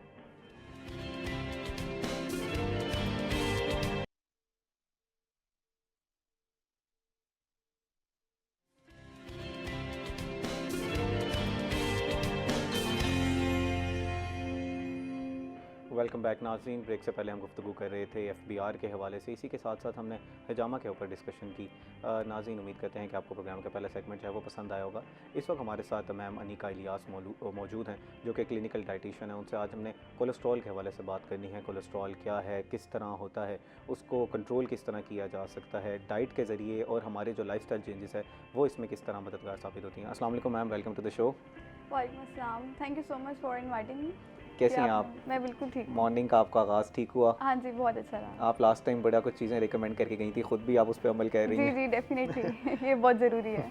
अच्छा मैम, हमने आज कोलेस्ट्रॉल पे गुफ्तगू करनी है। मुझे ज़रा कोलेस्ट्रॉल के बारे में समझाएं कि कोलेस्ट्रॉल होता क्या है, बेसिकली डिफ़ाइन करें। कोलेस्ट्रॉल एक वैक्सी मैटर है, ठीक है, जो कि हम अक्सर इसको बुरा समझते हैं कि कोलेस्ट्रॉल की जहाँ बात आती है हम कहते हैं बहुत बुरी चीज़ है। ऐसे नहीं है, हमारे सेल्स बनाता है, हमारे हार्मोन्स को बनाता है, तो ये एक बिल्डिंग ब्लॉक है बेसिकली हमारी बॉडी का। तो ओवरऑल देखा जाए तो ये उस लिहाज से अच्छी चीज़ है। अच्छा, कोलेस्ट्रॉल, गुड कोलेस्ट्रॉल और बैड कोलेस्ट्रॉल में फिर आपने इसको ज़रा डिफ़ाइन कर दें कि किस चीज़ को हम जो है वो बुरा समझते हैं, वो कौन सा कोलेस्ट्रॉल है? क्या उसकी मिकदार जो है वो बढ़ जाती है बॉडी में तो तब हम उसको बुरा कहना शुरू कर देते हैं, या गुड कोलेस्ट्रॉल एक अलग चीज़ है और बैड कोलेस्ट्रॉल एक अलग चीज़ है? बेसिकली कोलेस्ट्रॉल की दो टाइप्स हैं, एक है बैड कोलेस्ट्रॉल, एक है गुड कोलेस्ट्रॉल। सबसे पहले हम बात करते हैं बैड कोलेस्ट्रॉल की। बेसिकली LDL एक होता है जिसको हम कहते हैं लो डेंसिटी लिपोप्रोटीन, तो ये एक बैड कोलेस्ट्रॉल है। ये हमें मिलता है जिसमें देसी घी, मक्खन, जो कि हम बड़े शौक से खाते हैं, बड़ा गोश्त हो गया, इन तरह की जितनी भी चीज़ें हैं ना, ऑयल, तली हुई, समोसे, पकौड़े, तो ये सारी वो चीज़ें जिससे हमें LDL हमारा बढ़ जाता है। और एक चीज़ है HDL, जो कि हम कहते हैं गुड फैट है, इसको लेना चाहिए। जिस तरह ड्राई फ्रूट्स हो गए, नट्स हो गए, फैटी फिश हो गई, ऑलिव ऑयल हो गया, ये सारे, मस्टर्ड ऑयल, ये सारे वो फैट्स हैं जो कि हेल्दी में काउंट होते हैं, हम ले सकते हैं। ठीक है। अच्छा, आपने जैसे बात की कि देसी घी और मक्खन, इन सारी चीज़ों को तो कहा जाता है कि ये अच्छी चीज़ें हैं, अगर आप इसको एक सही मिकदार में लें तो ये these are beneficial for your body. बिल्कुल, कोई भी चीज़ हम कंसिडर नहीं कर सकते कि एक पॉइजन है, कि ये जहर है, आप इसको ना खाएं। ऑब्वियसली हर चीज़ में अलग विटामिन्स हैं, मिनरल्स हैं, तो आप इसको ले सकते हैं, लेकिन जो क्वांटिटी है वो हमेशा मैटर करती है। देसी घी अगर आप रोज़ाना लेना चाहें तो गुड, अच्छी चीज़ है, आप 1 to 2 टीस्पून ले सकते हैं। जिस तरह से अगर हम मॉर्निंग में ब्रेड बना रहे हैं, पराठा बना रहे हैं, तो उसमें थोड़ा सा हम लगा रहे हैं, तो इतना अच्छा है। लेकिन अगर आप कहते हैं हम इसको भर भर के खाएंगे, सुबह दोपहर शाम के, बहुत अच्छी चीज़ है, खाई जाए इसको, तो वो चीज़ जो है नुकसानदेह है। ठीक है। अच्छा, अगर आप एक सर्टन, जैसे कैलोरीज़ की हम बात करें, लास्ट प्रोग्राम में भी हमने कैलोरीज़ की बात की थी, अगर हम एक सर्टन अमाउंट ऑफ कैलोरीज़ खा लेते हैं और उसको फिर बर्न कर देते हैं, तो इज़ दैट इनफ, या इसको एक ख़ास मिकदार में ही खाना चाहिए? नहीं, हम इस तरह से नहीं कर सकते कि हम कहें कि हम जितना मर्जी खा लें, हम वर्कआउट ज़्यादा से ज़्यादा करके उसको बर्न करेंगे। ये भी एक थोड़ा सा अनहेल्दी वे में हो जाएगा। Workout is good, physical activity होनी चाहिए, लेकिन ये नहीं कि हम अनहेल्दी खाएं और उसके बाद ज़्यादा अमाउंट में खाना ऑब्वियसली एक अनहेल्दी चीज़ है। तो आपने एक लिमिटेड क्वांटिटी में लेना है कि उसका आपको फ़ायदा हो, नुकसान ना हो। अच्छा, अब कोलेस्ट्रॉल अगर जैसे बीमारी हो जाती है, दिल की जो शरीयानें बंद हो रही हैं, मुझे ज़रा बताएं कि कोलेस्ट्रॉल के बढ़ने से या बैड कोलेस्ट्रॉल से किस तरह की बीमारियां जो है वो हो सकती हैं? अगर तो आपका कोलेस्ट्रॉल लेवल बढ़ा हुआ है तो सबसे पहले तो ये कि हर चीज़ ना आपके वेट से रिलेट करती है। अगर आपका वेट ज़्यादा है तो बहुत ज़्यादा चांसेस होते हैं कि आपको कोलेस्ट्रॉल भी होगा, और जब आपको कोलेस्ट्रॉल होता है तो ऑब्वियसली ये चीज़ जाती है हार्ट अटैक की तरफ, एंजाइना, चेस्ट पेन, और फिर आहिस्ता आहिस्ता अगर आपका यूरिक एसिड भी बढ़ जाता है, डायबिटीज़ भी हो सकती है, तो मुख्तलिफ जो बीमारियाँ उसको लीड करती है। ओके, इस पे तफसीलन गुफ्तगू करेंगे। नाज़रीन, इस वक्त हमारे साथ शकील सुल्तान मौजूद हैं जो कि वेदर के बारे में हमें आगाह करेंगे। जी शकील। जी, मुल्तान शहर के मौसम की आज की ताज़ा सूरत हाल की बात करें तो आज तो मुल्तान में सुबह से ही वाज़िया तौर पर स्मोक देखी जा रही है। वो इलाके जहां ट्रैफिक बहुत ज़्यादा है या फिर देहाती इलाके, उस तरफ जो है वो स्मोक वाज़िया तौर पर जो है वो उसके आसार नुमाया हैं। पहले ऐसा होता था कि शाम के वक्त स्मोक ज़्यादा होती थी, लेकिन आज सुबह के वक्त ही स्मोक पाई जा रही है, जिसकी वजह से मुल्तान की फ़ज़ा आज सुबह से ही जहर आलूद है। इस वक्त एयर क्वालिटी इंडेक्स में भी मुल्तान के 378 पॉइंट्स रिकॉर्ड किए गए हैं और मुल्तान पाकिस्तान के आलूदा तीन शहरों में इस वक्त चौथे नंबर पर मौजूद है, जबकि कल तीसरे नंबर पर मौजूद था। और दोपहर के वक्त में या खासतौर पर शाम के वक्त में मुल्तान की रैंकिंग टॉप पर भी आ जाती है, पहले नंबर पर भी मौजूद होता है। यहाँ से अंदाजा लगाया जा सकता है कि मुल्तान की फजा इस वक्त किस कदर जहर आलूद हो चुकी है। जबकि दर्जा हरारत के हवाले से बात करें तो गुज़िश्ता एक महीने से जो दर्जा हरारत काफ़ी तब्दील हुआ है, लेकिन इन दिनों दर्जा हरारत जो है वो वहीं रुका हुआ है। आज कम से कम दर्जा हरारत 18 डिग्री सेंटीग्रेड रिकॉर्ड किया गया है, जबकि आज दोपहर के वक्त सूरज का जो है पारा हाई हो सकता है। ज़्यादा से ज़्यादा दर्जा हरारत 31 डिग्री सेंटीग्रेड की हद को छू सकता है। जबकि हवा में नमी की तनासुब की बात करें तो आज 86% रिकॉर्ड की गई है और हवा में रफ्तार जो है वो सुबह के वक्त से ही काफ़ी कम है। कल ऐसा हुआ कि सुबह के वक्त हवा की रफ्तार इंतहाई कम थी और दोपहर के वक्त में हवा कुछ बेहतर हुई तो कुछ सांस लेने में आसानी थी, लेकिन आज तो सुबह से ही हवा की रफ्तार जो है वो इंतहाई कम है और पहले से स्मोक फजा में मौजूद है, जिसकी वजह से शहरियों को काफ़ी कठिन हो रही है सांस लेने में, क्योंकि स्मोक की वजह से काफ़ी घुटन का सा माहौल पैदा हो जाता है। जबकि इस वक्त मतला तो साफ है, मौसम खुश्क है और आइंदा 24 घंटों में भी मतला साफ रहेगा और मौसम खुश्क रहेगा। चूंकि आगे बारिशों का कोई इम्कान मौजूद नहीं है और दर्जा हरारत भी 31 से ज़्यादा कम नहीं आ रहा, 31 पर चला जाता है, जिसकी वजह से माहौल में डस्ट भी मौजूद है और कहीं ना कहीं कम टेम्परेचर होने की वजह से फोग भी मौजूद है और एक स्मोक पैदा हो रही है जो शहरियों के लिए इस वक्त परेशानी बनी हुई है। तो यहाँ पे शहरियों को डॉक्टर्स की जानिब से भी हदायत की जा रही है कि एहतियाती तदाबीर पर अमल करें ताकि स्मोक के जो मुज़र असरात हैं जो सेहत पर बराह रास्त असरअंदाज हो रहे हैं उससे बचा जा सके, क्योंकि स्मोक महकमा मौसमियात के मुताबिक आने वाले दिनों में बढ़ेगी, क्योंकि बारिशें हैं नहीं, स्मोक कम होने के इम्कानात मौजूद नहीं हैं। पहले भी महकमा मौसमियात ने इस हवाले से गुज़िश्ता एक हफ्ता पहले स्मोक वार्निंग जारी की थी और बताया गया था कि बारिशें नॉर्मल से जो है बिलो होंगी, जिसकी वजह से स्मोक बढ़ेगी। और इस वक्त भी मुल्तान में वाज़िया तौर पर देखा जा रहा है कि सुबह से ही स्मोक का राज बरकरार है। तो यहाँ शहरियों को एहतियात करनी चाहिए ताकि स्मोक के मुज़र असरात से बचा जा सके। जी बहुत शुक्रिया शकील, आपने तफसीलन आगाह किया वेदर के हवाले से। नाज़रीन, जिस तरह शकील बता रहे थे कि आपने जो आपको गाइडलाइंस दी जा रही हैं आपने उस पर अमल करना है, मास्क पहनना है, आपने बच्चों का ख्याल रखना है, बाहर जाने से इज्तनाब करना है, घर को बंद रखना है ताकि जो है आप अपनी सेहत की जो है वो हिफाजत कर सकें। इसी के साथ साथ पानी बहुत ज़्यादा पिएँ, जो आपको डॉक्टर्स की तरफ से गाइडलाइंस दी जा रही हैं उन पर अमल करें। अब हम अपने मौजू की तरफ चलते हैं। हम ज़रा आज कोलेस्ट्रॉल के हवाले से गुफ्तगू कर रहे थे, हमने ये जाना कि कोलेस्ट्रॉल क्या है। अब जानने की कोशिश करते हैं ये किस वजह से होता है। इस पर गुफ्तगू करने से पहले हमारे साथ एक कॉलर लाइन पर मौजूद हैं। जी, अपना नाम बताइएगा और सवाल कीजिएगा। अस्सलाम वालेकुम। वालेकुम अस्सलाम। मिसेस मुस्तफ़ा बोल रही हूँ भावलपुर से। आपका प्रोग्राम बहुत अच्छा है, आपके मौजू बहुत अच्छे होते हैं। बहुत शुक्रिया। बहुत ये शुक्रिया। ना कोलेस्ट्रॉल के हवाले से ही बात करनी थी, वो कि इसकी क्या क्या अलामतें होती हैं और इसका क्या इलाज है आसान। किस चीज़ के बारे में, ज़रा सवाल को रिपीट कीजिएगा। जो आपका मौजू है कोलेस्ट्रॉल के बारे ठीक में। है, ठीक है, ठीक है।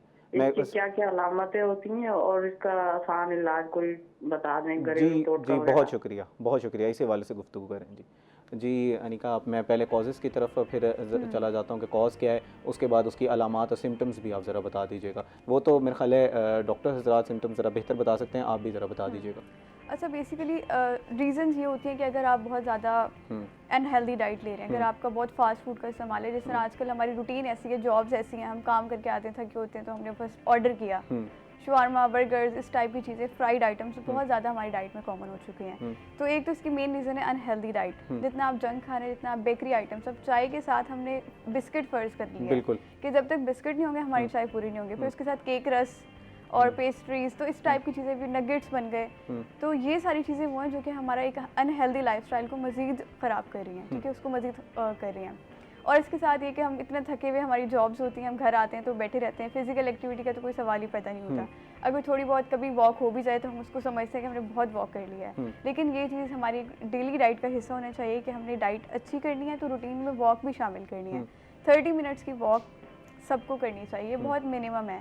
अगर आप जिम जा सकते हैं, जॉगिंग कर सकते हैं, बहुत सारे वर्कआउट्स हैं, स्ट्रेंथ ट्रेनिंग हो गई, आप वो कर लें, तो ये सारी चीज़ें बहुत अच्छी हैं, आपको उसको प्रमोट करना चाहिए। तो इसकी जो मेन रीज़न है वो यही है कि अनहेल्दी लाइफस्टाइल। अगर आपको कोई जेनेटिक्स की वजह से आपके मदर फादर को है तो बेसिकली आगे जाता है, बच्चों में जाता है, ट्रांसफ़र होती है डिजीज़। इसके साथ एज भी एक फैक्टर है कि अगर आपकी उम्र ज़्यादा है, क्योंकि उसके साथ साथ आपका मेटाबॉलिज्म स्लो हो जाता है, आपके हार्मोनल चेंजेस होते हैं और आपका जो लीवर है वो प्रॉपर्ली फंक्शन नहीं कर पा रहा होता, जिसकी वजह से आगे जाके आपको इससे कोलेस्ट्रॉल बढ़ने के चांसेस ज़्यादा हो जाते हैं। तो ये सारी चीज़ें रिलेट करती हैं। ओके, अच्छा, इसके सिम्टम्स जैसे हमारे कॉलर ने बताया कि अगर आपको कोलेस्ट्रॉल बढ़ रहा है तो इनिशियल सिम्टम्स क्या होंगे?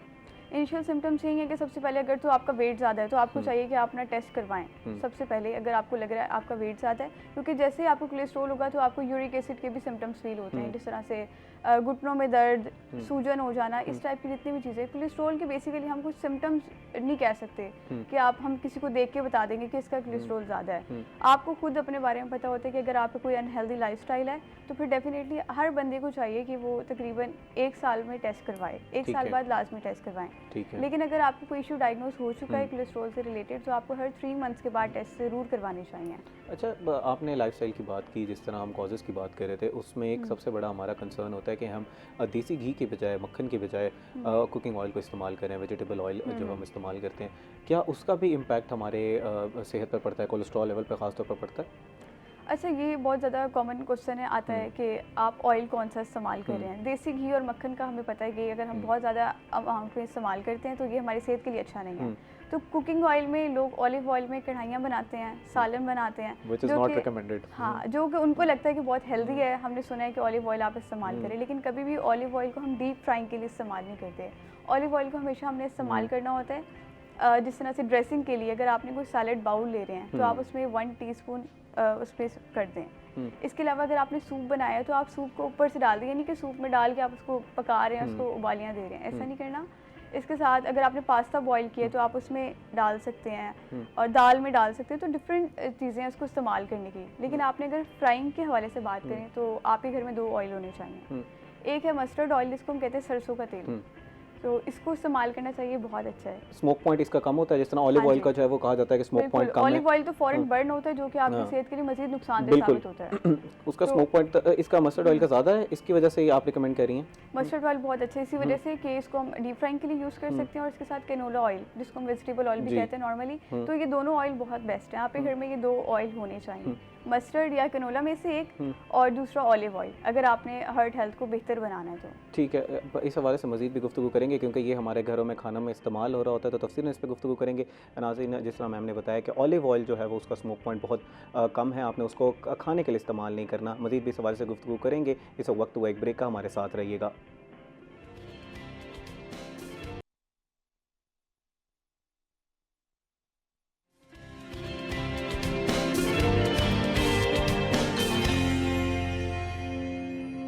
वेलकम बैक नाज़रीन। ब्रेक से पहले हम कोलेस्ट्रॉल के हवाले से गुफ्तगू कर रहे थे, ख़ास तौर पर हमारे घरों में जो वेजिटेबल ऑयल इस्तेमाल होता है उस हवाले से हम जानने की कोशिश कर रहे थे क्या ये मुज़र सेहत है या कुछ अच्छी क्वालिटी का अगर इस्तेमाल कर लिया जाए क्या वो बेहतर है।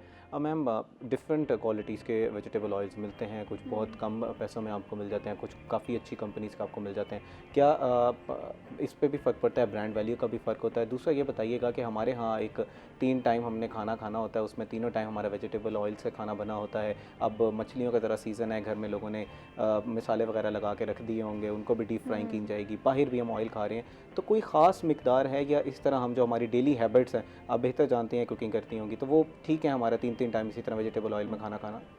अच्छा 3 टाइम ऑब्वियसली हर किसी घर खाना बनता है, सुबह दोपहर शाम, तो वो ऑयल में ही बनता है। तो बात यही है कि आप उसके लिए जो ऑयल है वो अच्छा इस्तेमाल करें। अक्सर लोग घी में भी बनाते हैं, अब घी वाला ज़माना जा चुका है, अब हम फोकस करते हैं ऑयल के ऊपर। लेकिन ऑयल में भी जिस तरह मैंने आपको बताया कैटेगरीज हैं। मस्टर्ड ऑयल हम यूज़ करते हैं डीप फ्राइंग के लिए। इसमें ताल्लुक नहीं है महंगा या सस्ता है, आप जो अफोर्ड कर सकते हैं आप करें। ज़रूरी नहीं है कि आपने अगर बहुत हाई ब्रांड का, अगर आप ऑब्वियसली कर सकते हैं तो आप करें, हर चीज़ वो बेस्ट होती है। लेकिन अगर आप नहीं कर सकते तो आप उसमें कोई भी कैनोला ऑयल ले लें, या अगर वो नहीं ले सकते तो मस्टर्ड ऑयल ले लें। नॉर्मल ऑयल से फिर भी ये सस्ता होता है और हेल्थ वाइज भी बहुत बेहतर है, तो ये चीज़ की जा सकती है। अच्छा, जैसे हम बात कर रहे थे, कुछ स्टडीज़ अब आ रही हैं, वो कह रहे हैं कि देसी घी बेहतर है बजाय इसके कि आप वेजिटेबल ऑयल इस्तेमाल करें, तो आप वेजिटेबल ऑयल को रिकमेंड कर रही हैं बजाय इसके कि आप देसी घी को रिकमेंड करें, तो are you recommending on the basis of some justifiable research or you are saying it on your experience? नहीं, देसी घी के अपने बेनिफिट्स हैं। ऑयल में अंदर हम सालन बनाते हैं, देसी घी के अंदर हम प्रॉपर सालन नहीं बना सकते, क्योंकि आपको पता है अगर हम बाहर से लेते हैं तो ऑब्वियसली वो एक एक्सपेंसिव पड़ता है। और घर में इतना कहते हैं वो दूध खालिस नहीं आता कि उसमें देसी घी बनाया जा सके, मिलावट बहुत ज़्यादा होती है। तो उसमें ये है कि आप देसी घी इस्तेमाल करें 1 टीस्पून, जिस तरह से आप सुबह ब्रेड पे, पराठे पे, रोटी पे लगा लें। रोटी के ऊपर लगाने के लिए olive oil is best, for better than देसी घी। ओके। और अगर आपने इसको फ्राई करना है, जैसे हम ब्रेड फ्राई करते हैं तो उसके ऊपर तलते हैं, तो उसके लिए आप लगा सकते हैं देसी घी। लेकिन ये नहीं है कि आप उसमें प्रॉपर सालन बनाए, तो उसके लिए एक वेजिटेबल ऑयल ज़्यादा बेस्ट है। ओके मैम, जैसे हम बात कर रहे थे ऑफ द ब्रेक में बात कर रहे थे कि मोटापे में बहुत ज़्यादा लोगों को कहा जाता है कि जिसका वेट बहुत ज़्यादा, आपने भी बहुत ज़्यादा बात की कि वेट बहुत ज़्यादा है तो कोलेस्ट्रॉल बढ़ने का अंदेशा होता है। इस वेट को हम जज किस तरह करेंगे? कुछ BMI इंडेक्सेस होते हैं, कुछ एज के हवाले से देखा जाता है, हाइट के हवाले से देखा जाता है, तो क्या बताएंगी कि किस सर्टन एज में अगर इससे ज़्यादा वेट है तो फिर आपको कोलेस्ट्रॉल जो है वो लाजमी चेक करा लेना चाहिए? बिल्कुल, एक चीज़ होती है BMI, बॉडी मास इंडेक्स। इसको हम कहते हैं कि आपकी एज, वेट और हाइट, इन 3 चीज़ों के ऊपर डिपेंड करते हैं, और बेसिकली जेंडर पर। जितना 25 हम नॉर्मल कंसिडर करते हैं कि अगर आपका BMI 25 है, 18.5 से 25 की रेंज होती है, अगर इसके दरमियान है तो आप नॉर्मल है। लेकिन अगर आपका इससे एक्सीड कर रहा है, आप 30 की रेंज में जा रहे हैं, तो उसको हम कहते हैं ओवरवेट। लेकिन अगर आपका BMI 30 से ऊपर जा रहा है 35 तक, तो ये ओबेसिटी की 2 क्लास हो जाती है, ओबेसिटी क्लास 1 है। फिर 2 क्लास आती है, और फिर अगर 40 से ग्रेटर देन है, इसका मतलब है आप बहुत ज़्यादा क्रोनिक फेज में जा चुके हैं, अब आपको मल्टीपल डिजीज़ का चांसेस हो सकता है। तो बेहतर ये कि जैसे ही आप 25 से क्रॉस करें, आपका BMI क्रॉस करता है, तो फिर आपने अपने टेस्ट करवाने होते हैं, लिपिड प्रोफाइल के टेस्ट। अक्सर लोगों को पता होता है इसके बारे में, अगर आपको नहीं पता तो ये फास्टिंग के टेस्ट होते हैं, आप सुबह उठ के अपने ये टेस्ट करवा सकते हैं। उसमें डिफरेंट चीज़ें आ जाती हैं, जैसे LDL होता है, टोटल कोलेस्ट्रॉल के टेस्ट होते हैं, ट्राइग्लाइसराइड्स जिसको हम TG भी कहते हैं, तो इन सब के टेस्ट होते हैं, ये आप लाजमी करवाएं। उसमें रेंजेस मेंशन होती हैं, किसकी कितनी रेंज है। अगर नॉर्मल रेंज में फॉल करते हैं तो इट्स गुड, लेकिन अगर नहीं करता तो फिर आपको चाहिए कि कंसल्टेंट से जाके चेक करवाएं, उनको अपने टेस्ट दिखाएं, ताकि आपको गाइडलाइंस मिलें। और अगर आपको कोई इशू है तो फिर आपने बेसिकली डाइट से ही उसको मैनेज करना होता है। ओके, अब डाइट की हम बात कर रहे हैं, हमारे यहाँ डिफरेंट टाइप्स ऑफ डाइट्स होती हैं। कुछ लोग जो है वो फास्टिंग करते हैं, कुछ कीटो डाइट को मेंटेन रखते हैं, कुछ जो है वो वेजिटेरियंस हैं, कुछ बिल्कुल वेजिटेबल्स खाते हैं, कुछ जो है वो मीट खाते हैं। तो जो अगर हम बात करें मोटे 2 कैटेगरीज़ की, वेजिटेरियंस और दूसरे हमारे जो हम मीट वगैरह खाते हैं, तो उनमें कोई फ़र्क है कि वेजिटेरियन हज़रात को कोलेस्ट्रॉल जो है वो कम होगा?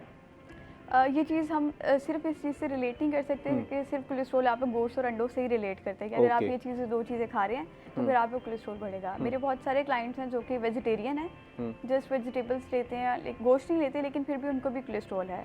तो अब जिस तरह से हमारी डेली डाइट है, देसी घी, मक्खन, अगर हम नट्स का बहुत ज़्यादा लोग इस्तेमाल करते हैं, अब सर्दियाँ हैं तो उसकी एक क्वान्टिटी होती है 30 to 40 ग्राम अगर आप ले रहे हैं, जिस तरह से एक दिन में आप 7 बादाम ले लें, 1 अखरोट ले लें, ठीक है, 1 टेबलस्पून फ्लैक्स सीड्स ले लें, तो इट इज़ गुड। लेकिन अक्सर लोगों को मैंने देखा वो एक मुट्ठी खा ली, फिर सुबह भी, फिर दोपहर भी, जब भूख लगी खा ली, तो इससे आपका कोलेस्ट्रॉल लेवल बढ़ जाता है। अगर एक चीज़ हेल्दी है तो उसका मतलब ये नहीं है कि आप उसको बहुत ज़्यादा इस्तेमाल करें। तो अगर आप इस तरह की डाइट रख रहे हैं, बेशक आप वेजिटेरियन हैं, आपका कोलेस्ट्रॉल फिर भी बढ़ सकता है। अच्छा, हम लोग बात करें एक्सरसाइज की, हम लोग बात करें, अब इसको मैनेज भी तो हमने करना है। पहले मुझे ज़रा बताएं कि इसकी वजह से हार्ट के बारे में तो हम बहुत सुनते हैं कि कोलेस्ट्रॉल बढ़ने से हार्ट की डिजीज़ होती हैं, किसी और कोई और बीमारियां भी हमें हो सकती हैं कोलेस्ट्रॉल के बढ़ने की वजह से? बिल्कुल, मेरे बहुत सारे क्लाइंट्स हैं जिनको कोलेस्ट्रॉल, सबसे पहले तो मोटापा आया, कोलेस्ट्रॉल आ गया, उसके बाद उनको यूरिक एसिड के बहुत मसले रहते हैं, क्योंकि जब आपका कोलेस्ट्रॉल बढ़ता है तो यूरिक एसिड का मसला है, फिर फैटी लीवर इसके साथ, फैटी लिवर के ग्रेड्स होते हैं, ग्रेड 1, ग्रेड 2, ग्रेड 3। अब फैटी लिवर तो इतनी कॉमन डिजीज़ हो गई है कि अब मोस्टली हर किसी को, जिसको कोलेस्ट्रॉल है उसको ऑलमोस्ट 80% लोगों को है फैटी लिवर। तो इस चीज़ से बचने की ज़रूरत है कि आपने जो डाइट है उसको मैनेज करें, लाइफस्टाइल को बेहतर करें। ओके, मैनेज किस तरह करना है? अब हमने लाइफस्टाइल के अंदर किस तरह की चेंजेस करनी है, ज़रा हमें पूरा दिन का एक तफसीलन रूटीन बताएं कि हमें आइडियल रूटीन क्या है कि इसको आपने मैनेज करना है, इसको जो है वो आपको मेंटेन रखना है। सिर्फ पहले एक्सरसाइज और डेली रूटीन, उसके बाद फिर हम डाइट के ऊपर आएंगे। एक्सरसाइज में तो जिस तरह मैंने आपसे जिक्र किया कि अगर जिम जा सकते हैं तो इट्स गुड, अगर नहीं जा सकते मैम ज़रा तफसीलन बताइएगा कि आइडियल हमें किस टाइम पे उठना चाहिए, किस टाइम पे ब्रेकफास्ट लेना चाहिए, दोपहर का खाना, दोपहर के टाइम हमने हमारी क्या रूटीन होना चाहिए, ऑफिस में क्या रूटीन होना चाहिए, और बिल्कुल एंड पे हमारे स्लीप के टाइम पे क्या रूटीन होनी चाहिए। तो पूरा दिन का हमारे लिए एक पूरा प्लान बन जाएगा। ओके। देखिए, सबसे पहले जब आप सुबह उठें तो बेहतर है कि जो 1-1, 2-2 बजे उठने वाले लोग हैं उनको चाहिए कि 8 बजे तक मैक्सिमम उठ जाएं। ओके। जैसे आप 8 बजे उठें तो आप अपने ब्रेकफास्ट की तरफ जाते हैं, तो उसमें हम 2-3 ऑप्शंस ले सकते हैं। जिस तरह से जौ का दलिया इज़ वेरी बेस्ट। ओके। कि आप उसका दलिया, जौ का या गंदम का दलिया, ठीक है, उसको आप पहले पानी में पकाएं और एंड पे उसमें हाफ कप दूध शामिल कर दें। ओके। इसके ऊपर आप 1 एप्पल भी कट करके डाल सकते हैं अगर आपको चाहिए, तो एक अच्छा फुलफिलिंग आपका ब्रेकफास्ट हो जाता है। ओके। इसके साथ हम प्रेफर करते हैं कि आप ब्रेकफास्ट में नट्स या सीड्स का इस्तेमाल करें। ओके। जिस तरह से आप अगर नट्स हम इवनिंग स्नैक में रखें तो आप सुबह के टाइम 1 टेबलस्पून अलसी के बीज ले सकते हैं, पम्पकिन सीड्स डाल सकते हैं अपने जो दलिए का बाउल है उसके अंदर, तो एक बहुत आपका एक अच्छा मील बन जाता है। ओके। सेकंड ऑप्शन हम ये लग सकते हैं जो लोग ब्रेड खाते हैं। अच्छा, आप अपने ऑप्शंस को कंप्लीट कीजिएगा। यहाँ पर एक सवाल बनता है कि एक्सरसाइज जब हम इस रूटीन के अंदर डालेंगे, इस हवाले से तफसील में यानी का बात करेंगे। इस वक्त नाज़रीन वक्त हुआ एक ब्रेक का, हमारे साथ रहिएगा।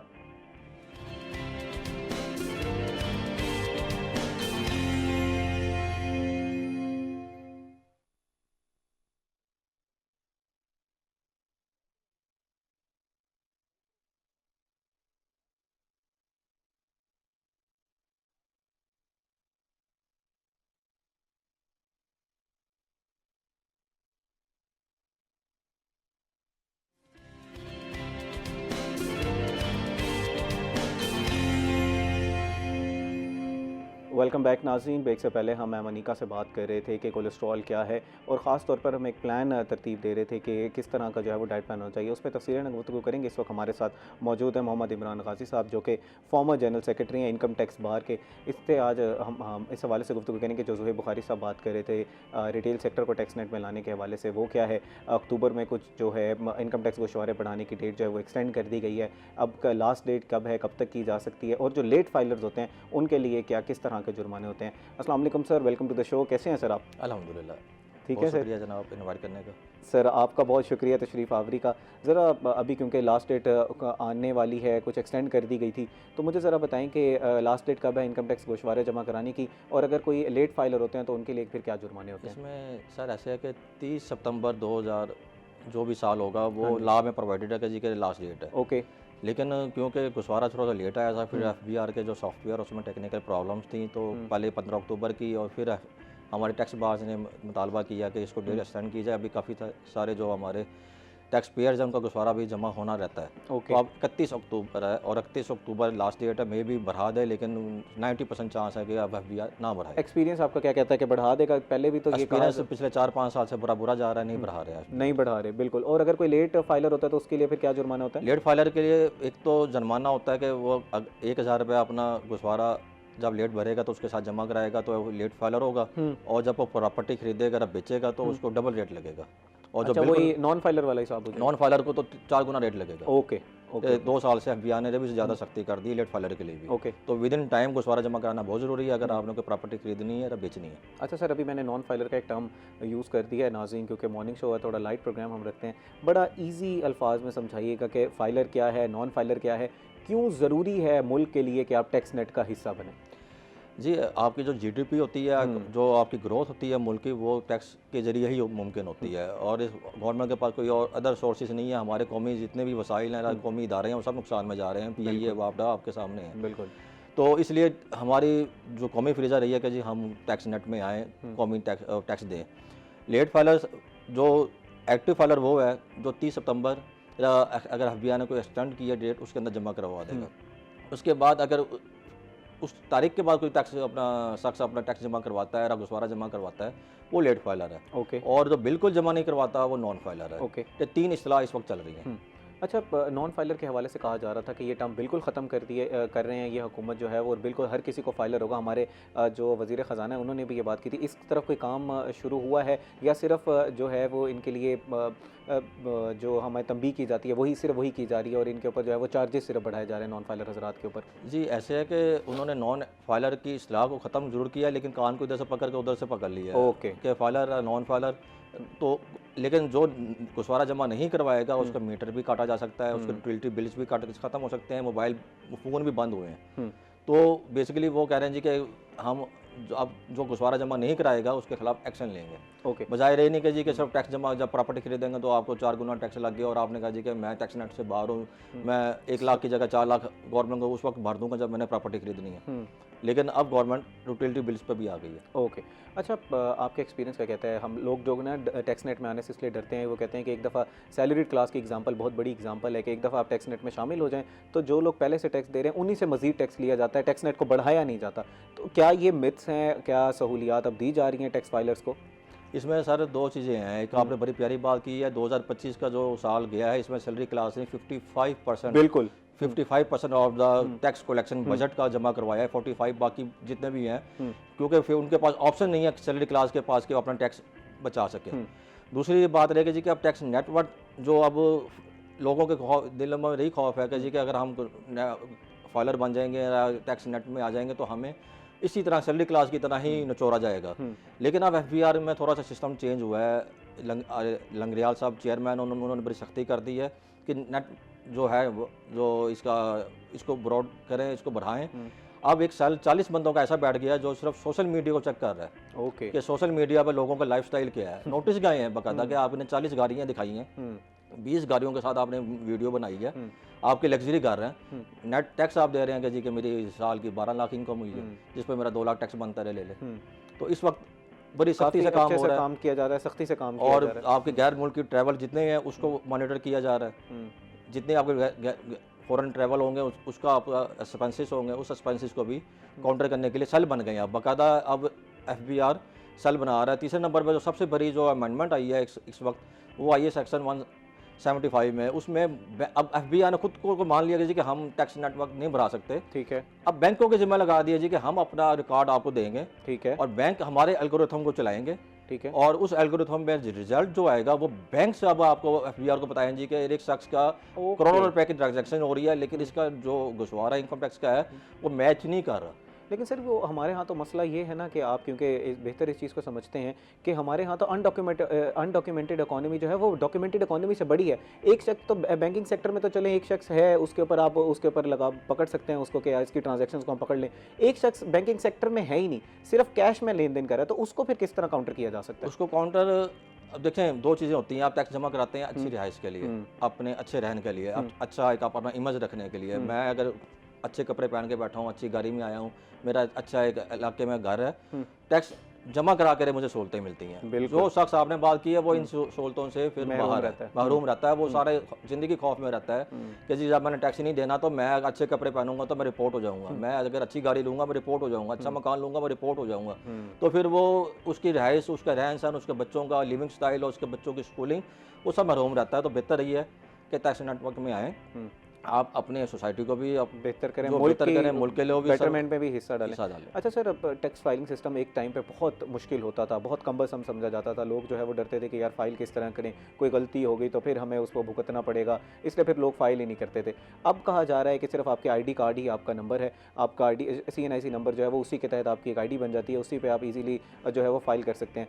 वकला बरादरी इसमें किस तरह आवाम की हेल्प कर रही है, आप लोग किस तरह हेल्प करते हैं? क्या वाकई इतना आसान कर दिया गया है या अभी भी इसमें कुछ पेचीदगियाँ हैं जो सिर्फ लॉयर समझ सकते हैं? देखें जी कि सैलरी पर्सन की हद तक तो बहुत आसान है। ओके। सैलरी पर्सन चाहे तो अपना गुस्वारा खुद जमा करा सकता है, उसमें मुश्किल है। लेकिन जो बिजनेस है ना उसके लिए आपको एक्चुअल टैक्स की कंप्यूटेशन, क्योंकि अगर टैक्स कम जमा हो गया उस पर बहुत जुर्माने हैं, तो वो एक वकील ही प्रॉपर समझता है। फिर अनडॉक्यूमेंटेड इकॉनमी होती है, उस अनडॉक्यूमेंट से हमने उसके एक्चुअल रिजल्ट पे आना होता है।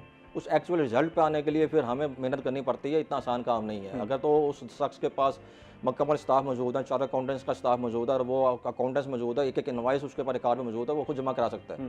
लेकिन जहाँ पे डॉक्यूमेंटेड नहीं है, वहाँ फिर वकील का किरदार वहाँ से शुरू होता है। ओके अच्छा, किस तरह जो है वो आप लोग हेल्प करते हैं, इजी किस तरह किया जाता है? एक शख्स जो है वो आपके पास आता है, लॉयर के हज़रात के पास आता है कि मेरा ये बिज़नेस है और इसमें मेरा जी टैक्स फाइल कर दें, आखिरी डेट पे हो जाता है ये काम, या पहले आपको उसके बारे में बताना पड़ता है, आप पूरा उसके बिज़नेस को स्टडी करते हैं और फिर जो है वो उसका टैक्स फाइल किया सर जाता है? बिजनेस स्टडी होता है, आखिरी 2 दिन तो मोबाइल बंद कर देते हैं ताकि जिस तरह मैं मिसाल देता हूँ कि जिस तरह दर्जी इससे 2 दिन पहले कपड़े नहीं पकड़ता, हम भी गुस्वारे नहीं पकड़ते। इसने आना टाइम से आए, बाकायदा रजिस्टर बनता है, नंबरिंग लिखी जाती है, उसी तरतीब से उसी नंबरिंग से ही हम उनका काम कर रहे होते हैं। ठीक है। अच्छा, अगर कोई शख्स जो है वो लेट फाइल कर रहा है या फाइल नहीं कर रहा, आपने सारे उसके बता दिए एफबीआर के हवाले से, रिटेल सेक्टर का जो है वो बहुत बड़ा एक मसला है कि उसको टैक्स नेट में लाने के लिए काफ़ी जो है वो स्कीम्स लॉन्च की जाती हैं। ताजिर दोस्त स्कीम है, रास्त आईडी के थ्रू उनको कहा गया कि आप आ जाएँ, कुछ कैमराज लगाने की बात की गई कि एक हर दुकान के ऊपर जी कैमरा लगा दिया जाएगा, उसके बाद जितनी ट्रांजैक्शन हो रही है उस हवाले से हम उसको लेके आएंगे।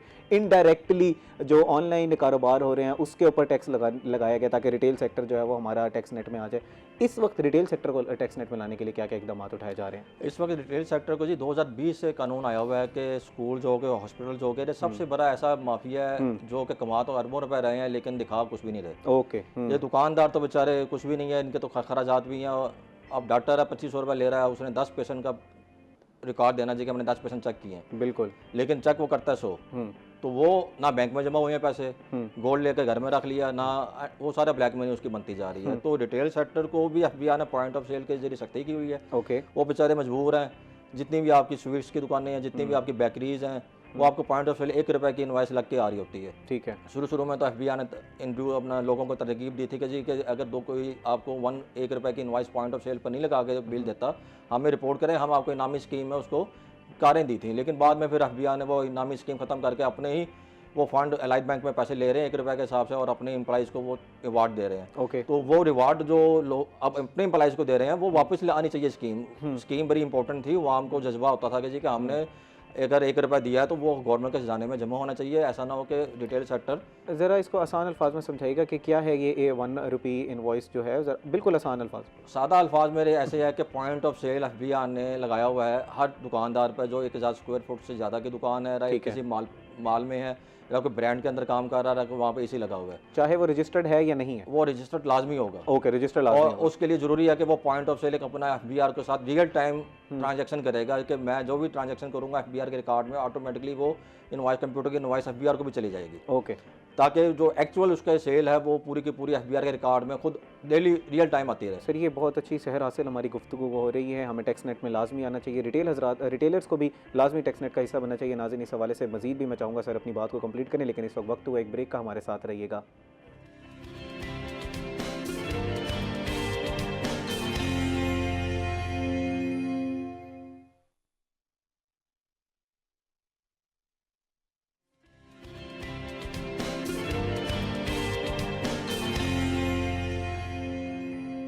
वेलकम बैक नाज़रीन। ब्रेक से पहले हम बात कर रहे थे रिटेलर हज़रात के हवाले से कि रिटेलर हज़रात को किस तरह टैक्स नेट में लाया जा रहा है, एफबीआर उस हवाले से क्या क्या इकदाम उठा रहा है। पॉइंट ऑफ सेल की बात कर रहे थे सर, ज़रा वो आप आसान अल्फाज मेरा समझा रहे थे, मैं चाह रहा था कि आप वो बात को कंप्लीट कर लें। हाँ जी, ऐसा ही है जैसे आप जब इनवाइस लेते हैं तो आपको जब स्लिप मिलती है वो 1 रुपये की नीचे लिखा होता है पॉइंट ऑफ सेल POS। ठीक है। वो रियल टाइम एफबीआर के पास सेल जारी होती है। ओके। जब रियल टाइम सेल जारी होती है तो फिर दुकानदार अपनी सेल्स पा नहीं सकता। अब इस पर अगर आप चले जाएं यहाँ पर कोई रिवाड़ी वालों के पास, कोई सोना हलवा लेने के पास, तो वो आपको इनवाइस नहीं देते जी, लेकिन पॉइंट ऑफ सेल लगे हुए हैं। इस चीज़ की सख्ती करने के लिए पहले एफबीआई ने इनामी स्कीम निकाली थी कि जी कि कोई आपको इनवाइस ना दे रहा है, अगर उस पर 1 रुपये की इनवाइस ना हो, अलग से काउंटर लगा के 2 नंबर में पैसे दे रहे हो तो हमें रिपोर्ट करें। और अगर कोई फेक नंबर लग गया है, कोई फेक बारकोड लगा दिया तो हमें रिपोर्ट करें, हम आपको इनामी स्कीम में गाड़ियाँ देंगे। और बड़े अच्छे मुल्तान में भी इनामी स्कीम में कुरानदाजी हुई है। ओके। लेकिन बाद में फिर उन्होंने वज़ीर ख़जाना से एक परमिशन लेकर एफबीआई ने वो रिवार्ड अपने लिए रख लिए हैं 1 रुपये। अब जितना भी कलेक्शन हो रही है अरबों रुपए की, डेली बेसिस पे अरबों रुपए की ट्रांजैक्शन हो रही हैं रिटेलर के साथ, वो अब एफबीआई अपने एम्प्लॉइज़ को रिवार्ड दे रहा है। ओके, चलें, अगर एम्प्लॉइज़ को भी अपने रिवॉर्ड दे रहे हैं, अगर उससे कुछ बेहतरी होती है, हमारा टैक्स नेट बढ़ता है तो हमारे मुल्क के लिए बेहतर है। कहा जाता है कि एफबीआर के पास उस तरह पावर्स भी नहीं थी एक टाइम पे, कुछ पावर्स का भी इजाफा कर दिया गया। अगर टैक्स में इजाफा हो रहा है तो चलें इसका हम तस्लीम कर लेते हैं, हम आवाम जो है। अच्छा सर, एक शख्स है, हम लोग फाइलर और नॉन फाइलर की बात कर रहे थे, आपने कहा कि बैंक ट्रांजैक्शंस को अब देखा जाएगा। एक शख्स है, उसका एक फैमिली का अकाउंट है, वो एक अकेला जो है वो फाइलर है, उसके बाकी जो है वो फैमिली वाले उस तरह नॉन फाइलर्स हैं। तो ज़रा मुझे बताइएगा कि उन सारों की पेमेंट अगर इसके अकाउंट में आ रही है तो क्या फिर इसने उन पेमेंट्स की भी ट्रांजैक्शन देनी है, और ये सिर्फ वन टाइम आई है, बहुत बड़ी इनकम आई है, बहुत बड़ी ट्रांजैक्शन हुई है लेकिन एक दफ़ा आई है, तो क्या फिर इस पर भी उसको टैक्स देना पड़ेगा? जी ऐसे है कि अगर तो बैंकिंग चैनल के जरिए एक जगह से दूसरी जगह गई है, मिसाल के तौर पर वालिद ने अपने बेटे को कुछ पैसे दिए हैं, या बेटे ने वालिद को दिए हैं, या बहन भाइयों में आपस में कोई ट्रांजेक्शन की है, कोई घर में फैमिली कोई प्लाट बिका, कोई इस तरह की ट्रांजेक्शन हुई, कानून कहता है जी कि आपने बैंकिंग चैनल लाजमी इस्तेमाल करना है। अगर बैंकिंग चैनल इस्तेमाल नहीं किया वहाँ पर गिफ्ट के तौर पर वो कहते हैं जी कि टैक्स लग जाएगा। और इस पर बड़ा कदगन है हमारे लॉ के अंदर के जी के वालिद जो अपने बेटे को पॉकेट मनी दे रहा है, वो भी कहते हैं जी कि एफबीआर कानून कहता है जी कि वो आपने बैंकिंग चैनल से देना है। ओके मिसाल के तौर पर मैं अपने बेटे को मंथली 10,000 रुपये देता हूँ, ये लो आप कैश है।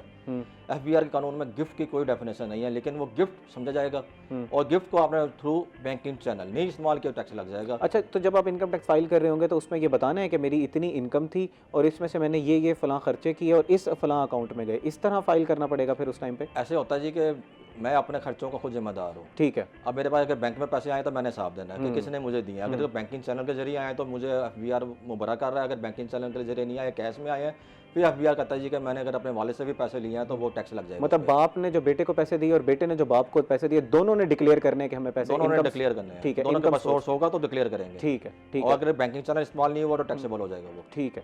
अच्छा, और इसी तरह एक कुछ लोग होते हैं वो पहले फाइलर हो जाते हैं और टैक्स नेट में हिस्सा बनते हैं, उसके बाद तो कुछ अरसे में उनकी इनकम उतनी नहीं रहती कि वो टैक्स नेट का हिस्सा नहीं, क्योंकि एक बार भी है कि आपने इस बार पे जो है वो टैक्स कटेगा। वो कहते हैं जब मैं उस बार को मीट ही नहीं कर रहा तो मैं इस साल टैक्स को जो है वो फाइल ही नहीं करूँगा। क्या इस तरह उसका इस चीज़ की ममानियत है या इस तरह किया जा इस सकता तरह है? का कानून उसको अलाउ करता है। ओके। इसमें प्रूवन है, उसने अपना गुसवारा भरना है, आखिरी गुसवारा जमा कराने के बाद फिर कमिश्नर को लिखना है जी कि मेरे कारोबार खत्म हो गया है, मैंने शिफ्ट कर दिया अपने बच्चों को। उसके बाद उसने 2 साल तक अपने गुसवारे नील के जमा कराने हैं जी कि मेरा नो बिजनेस है, उसके बाद फिर वो मुबरा हो जाएगा आगे से गुसवारे जमा कराने। ठीक है, क्योंकि कुछ गवर्नमेंट एम्प्लॉयज़ भी होते हैं, कुछ सैलरी पर्सन भी होते हैं, वो पूरी ज़िंदगी तो उन्होंने टैक्स पे किया होता है, उसके बाद फिर वो 2 दफ़ा अपना नील पे करेंगे और फिर उसके बाद वो पे नहीं करेंगे। इंटीमेशन देने के बाद नील 2 दफ़ा दें। ओके, इंटीमेशन देंगे, कमिश्नर को लिखेंगे, उसके बाद 2 दफ़ा नील पे करेंगे और उसके बाद नहीं पे करेंगे। फिर उसके बाद मैम, हम लोग बात कर रहे थे डाइट प्लान के हवाले से, जिस तरह हम पूरा तरतीब से आप हमें समझा रहे थे, मैं चाहूँगा अपनी हम वो बात को वहीं से कंटिन्यू करें कि सुबह हम 8 बजे उठ चुके थे, फ्लैक्स सीड हमने खा लिए थे, ब्रेड का एक नाश्ता कर लिया था या एक रोटी हमने खा ली थी। अब एक्सरसाइज का टाइम आया था, एक्सरसाइज नाश्ते से पहले करनी है या नाश्ते के बाद करनी है? बेहतर टाइम ये होता है कि आप सुबह जब उठते हैं खाली पेट होता है तब आप एक्सरसाइज करें, उसके ज़्यादा फ़ायदे हैं। ठीक है। लेकिन पूरे दिन में जैसे हमारी रूटीन है तो अगर आपको कभी भी टाइम मिलता है तो आप एक्सरसाइज कर सकते हैं, बस आपका पेट खाली होना चाहिए, खाने से पहले करना है। ठीक है। अच्छा, ये हमने ब्रेकफास्ट लिया और अब हम जो है वो अपने कामों पर जा रहे हैं। जी। अब दोपहर का खाना हमने किस तरह का खाना है और उस टाइम पे हमारी क्या रूटीन होनी चाहिए, ऑफिस के अंदर भी हमारी क्या रूटीन होनी चाहिए ताकि हम कोलेस्ट्रॉल को कम कर बिल्कुल, सकें? हमें चाहिए कि घर से सबसे पहले कोई भी एक फ्रूट लेके आए जो हम एज अ स्नैक 12 बजे तक यूज़ कर सकें। ठीक है। क्योंकि वर्किंग आवर्स होते हैं, भूख लग जाती है। और उसके बाद 2 बजे या 1-1:30 बजे जैसे भी आपका लंच का टाइम है उसमें आप एक रोटी ले लें, 7 सालन ले लें, 3 to 4 टेबलस्पून, और एक सैलेड का बाउल लाजमी होना चाहिए जो कि फाइबर का एक बहुत अच्छा सोर्स है। ओके। इसके बाद जिस तरह हम घर आते हैं तो शाम को हमारी चाय होती है। सैलेड पे रहते हैं, थोड़ा सा उसको एक्सप्लेन करेंगे। सैलेड में हमने क्या क्या चीज़ें इस्तेमाल करनी है, किस तरह के जो वेजिटेबल्स होने चाहिए? कुछ लोग जो है वो सिर्फ पत्ता गोभी डाल देते हैं, उसके अंदर कुछ चीज़ें और डाल देते हैं और कहते हैं जी हमारा सैलेड हो गया। बिल्कुल। एक आइडियल सैलेड बाउल ज़रा बताएं। सैलेड के अंदर हर चीज़ होनी चाहिए, इस तरह क्यूकम्बर्स हो गए, बीटरूट हो गया, चुकंदर जिसको हम कहते हैं, आप थोड़े से चने भी ले सकते हैं, उबले हुए चने, काले सफ़ेद लोबिया कुछ भी ले सकते हैं, टमाटर डालें। तो इस तरह के आपने एक प्रॉपर बाउल बनाना है, उसमें जो ऑलिव ऑयल है 1 टीस्पून वो आपने डाल लेना है ताकि एक आपको एक अच्छा सा फ्लेवर भी आए और हेल्थ के लिए भी अच्छा हो। ठीक है। हार्ट हेल्थ के लिए बेहतर है। ओके, अब आगे चलते हैं हम। उसके बाद हमारी शाम की चाय होगी जो कि 5 बजे होती है, उसमें बेहतर है कि आप सिर्फ चाय ही लें, स्टीविया यूज़ कर लें अगर आप बहुत ज़्यादा चीनी, गुड़, शक्कर, शहद इन चीज़ों का इस्तेमाल ना करें, परहेज़ स्वीट करें। टूथ को अगर आप बिल्कुल। और इसके साथ अगर आपको बिस्किट्स लेने का बहुत ज़्यादा शौक है तो फिर आप जो डाइजेस्टिव बिस्किट्स या जो होल ग्रेन गंदम के बिस्किट होते हैं वो प्रेफर करें। बेहतर है ना लें, अगर बहुत शौक है तो आप ये ले सकते हैं। इसके साथ डिनर की बात करते हैं तो उसमें आप एक रोटी लें गंदम के आटे की, जो का आटा या मल्टीग्रेन भी आप यूज़ कर सकते हैं। डिनर पे जाने से पहले ज़रा अगर कोई शख्स जो है वो पहले हमने मॉर्निंग एक्सरसाइज की बात कर ली, इस टाइम पे एक्सरसाइज करता है, एग्जॉस्टेड है, ऑफिस से आया हुआ है, लेकिन उसने एक्सरसाइज लाजमी रूटीन का हिस्सा बनानी है, वो जिम फ्रीक है या फिटनेस फ्रीक है, इस टाइम पे क्या एज अ डाइटिशियन आप रिकमेंड करेंगे क्योंकि बॉडी एग्जॉस्ट हो चुकी है, क्या वो जिम जाए या ना जाए?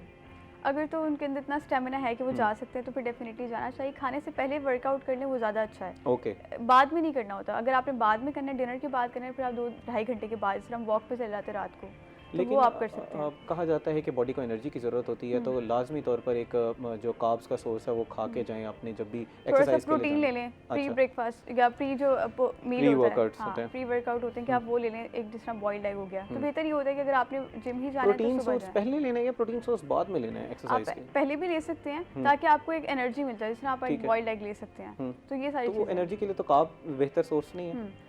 बेशक है, लेकिन मसल्स बिल्डिंग के लिए हमें प्रोटीन चाहिए होता है, तो वो एक ज़्यादा बेहतर रहता है। ठीक है। तो जिस तरह फ़िश का हम इस्तेमाल करें डिनर के अंदर, तो एक रोटी होगी साथ ग्रिल्ड फ़िश, ग्रिल्ड ज़्यादा बेस्ट रहती है क्योंकि उसके अंदर ऑयल बहुत कम मिकदार में यूज़ होता है। आइडियल क्या है कि ब्रेक के बाद, क्योंकि वो कहते हैं कि आपके मसल ब्रेक होता है, टीयर होता है, तो उस वक्त अमाइनो एसिड्स जो हैं वो चाहिए होते हैं, तो उस वक्त अगर आप प्रोटीन लेते हैं तो एक्सरसाइज के बाद जो है वो बेहतर समझा जाता है।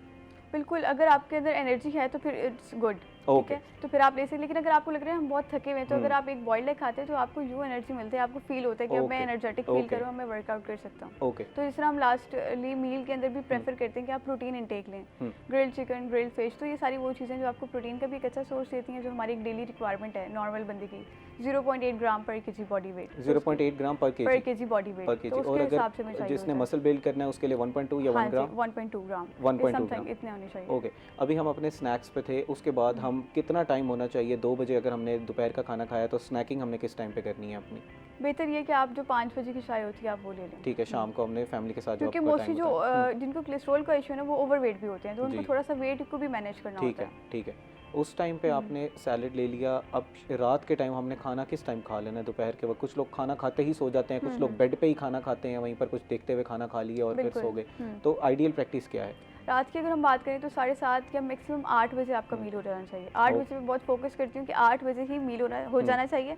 बाकी दिन में आपकी जो भी रूटीन है थोड़ा आगे पीछे हो जाता है, लेकिन डिनर लेट नहीं होना चाहिए, क्योंकि उसमें हजम भी होना होता है, डाइजेस्ट होना होता है, तो 8 बजे हो जाए तो ये अच्छा रहता है। ठीक है। अच्छा, डिनर और हमारे बेड टाइम में कितना गैप होना चाहिए? और फ़ौरन डिनर के बाद हम कुछ लोग मेरे पेरेंट्स भी, हम लोग के पेरेंट्स एडवाइस करते हैं कि बाहर ज़रा चल के आ जाएँ, थोड़ा खाना हजम हो जाए, नीचे उतर जाए, तो वो उसका ज़रा रूटीन का बताइए कि बेड टाइम में कितना गैप होना चाहिए और खाना खाने के बाद हमने क्या करना है? जैसे आपने खाना खाया फ़ौरन वॉक करने की ज़रूरत नहीं है, आप 1 घंटा 1.5 घंटा सब्र करें, उसके बाद बेशक आप वॉक के लिए चले जाएं ताकि वो खाना भी अच्छे से डाइजेस्ट हो जाए और एक अच्छा भी रहे। और आप रात को सोने से पहले 1 कप दूध का भी ले सकते हैं उसमें हल्दी डाल के, तो हल्दी के अंदर एक कंपोनेंट होता है कर्क्यूमिन, वो भी बहुत बेस्ट होता है, आपके कोलेस्ट्रॉल लेवल को लो करता है, तो आप ये भी ले सकते हैं। ठीक है। अच्छा, कहा जाता है कि खाना जब हम रात को खाते हैं तो उसके साथ आप दूध ना लें, क्योंकि वैसे ही दूध एक बहुत हैवी मील है, पूरा एक खाना है और खाना भी आपने पूरा उस तरह रात को खाया हुआ है, तो उसमें कुछ ये मिथ है या वाकई एक इसमें कुछ इम्पैक्ट होता है आपकी बॉडी पे?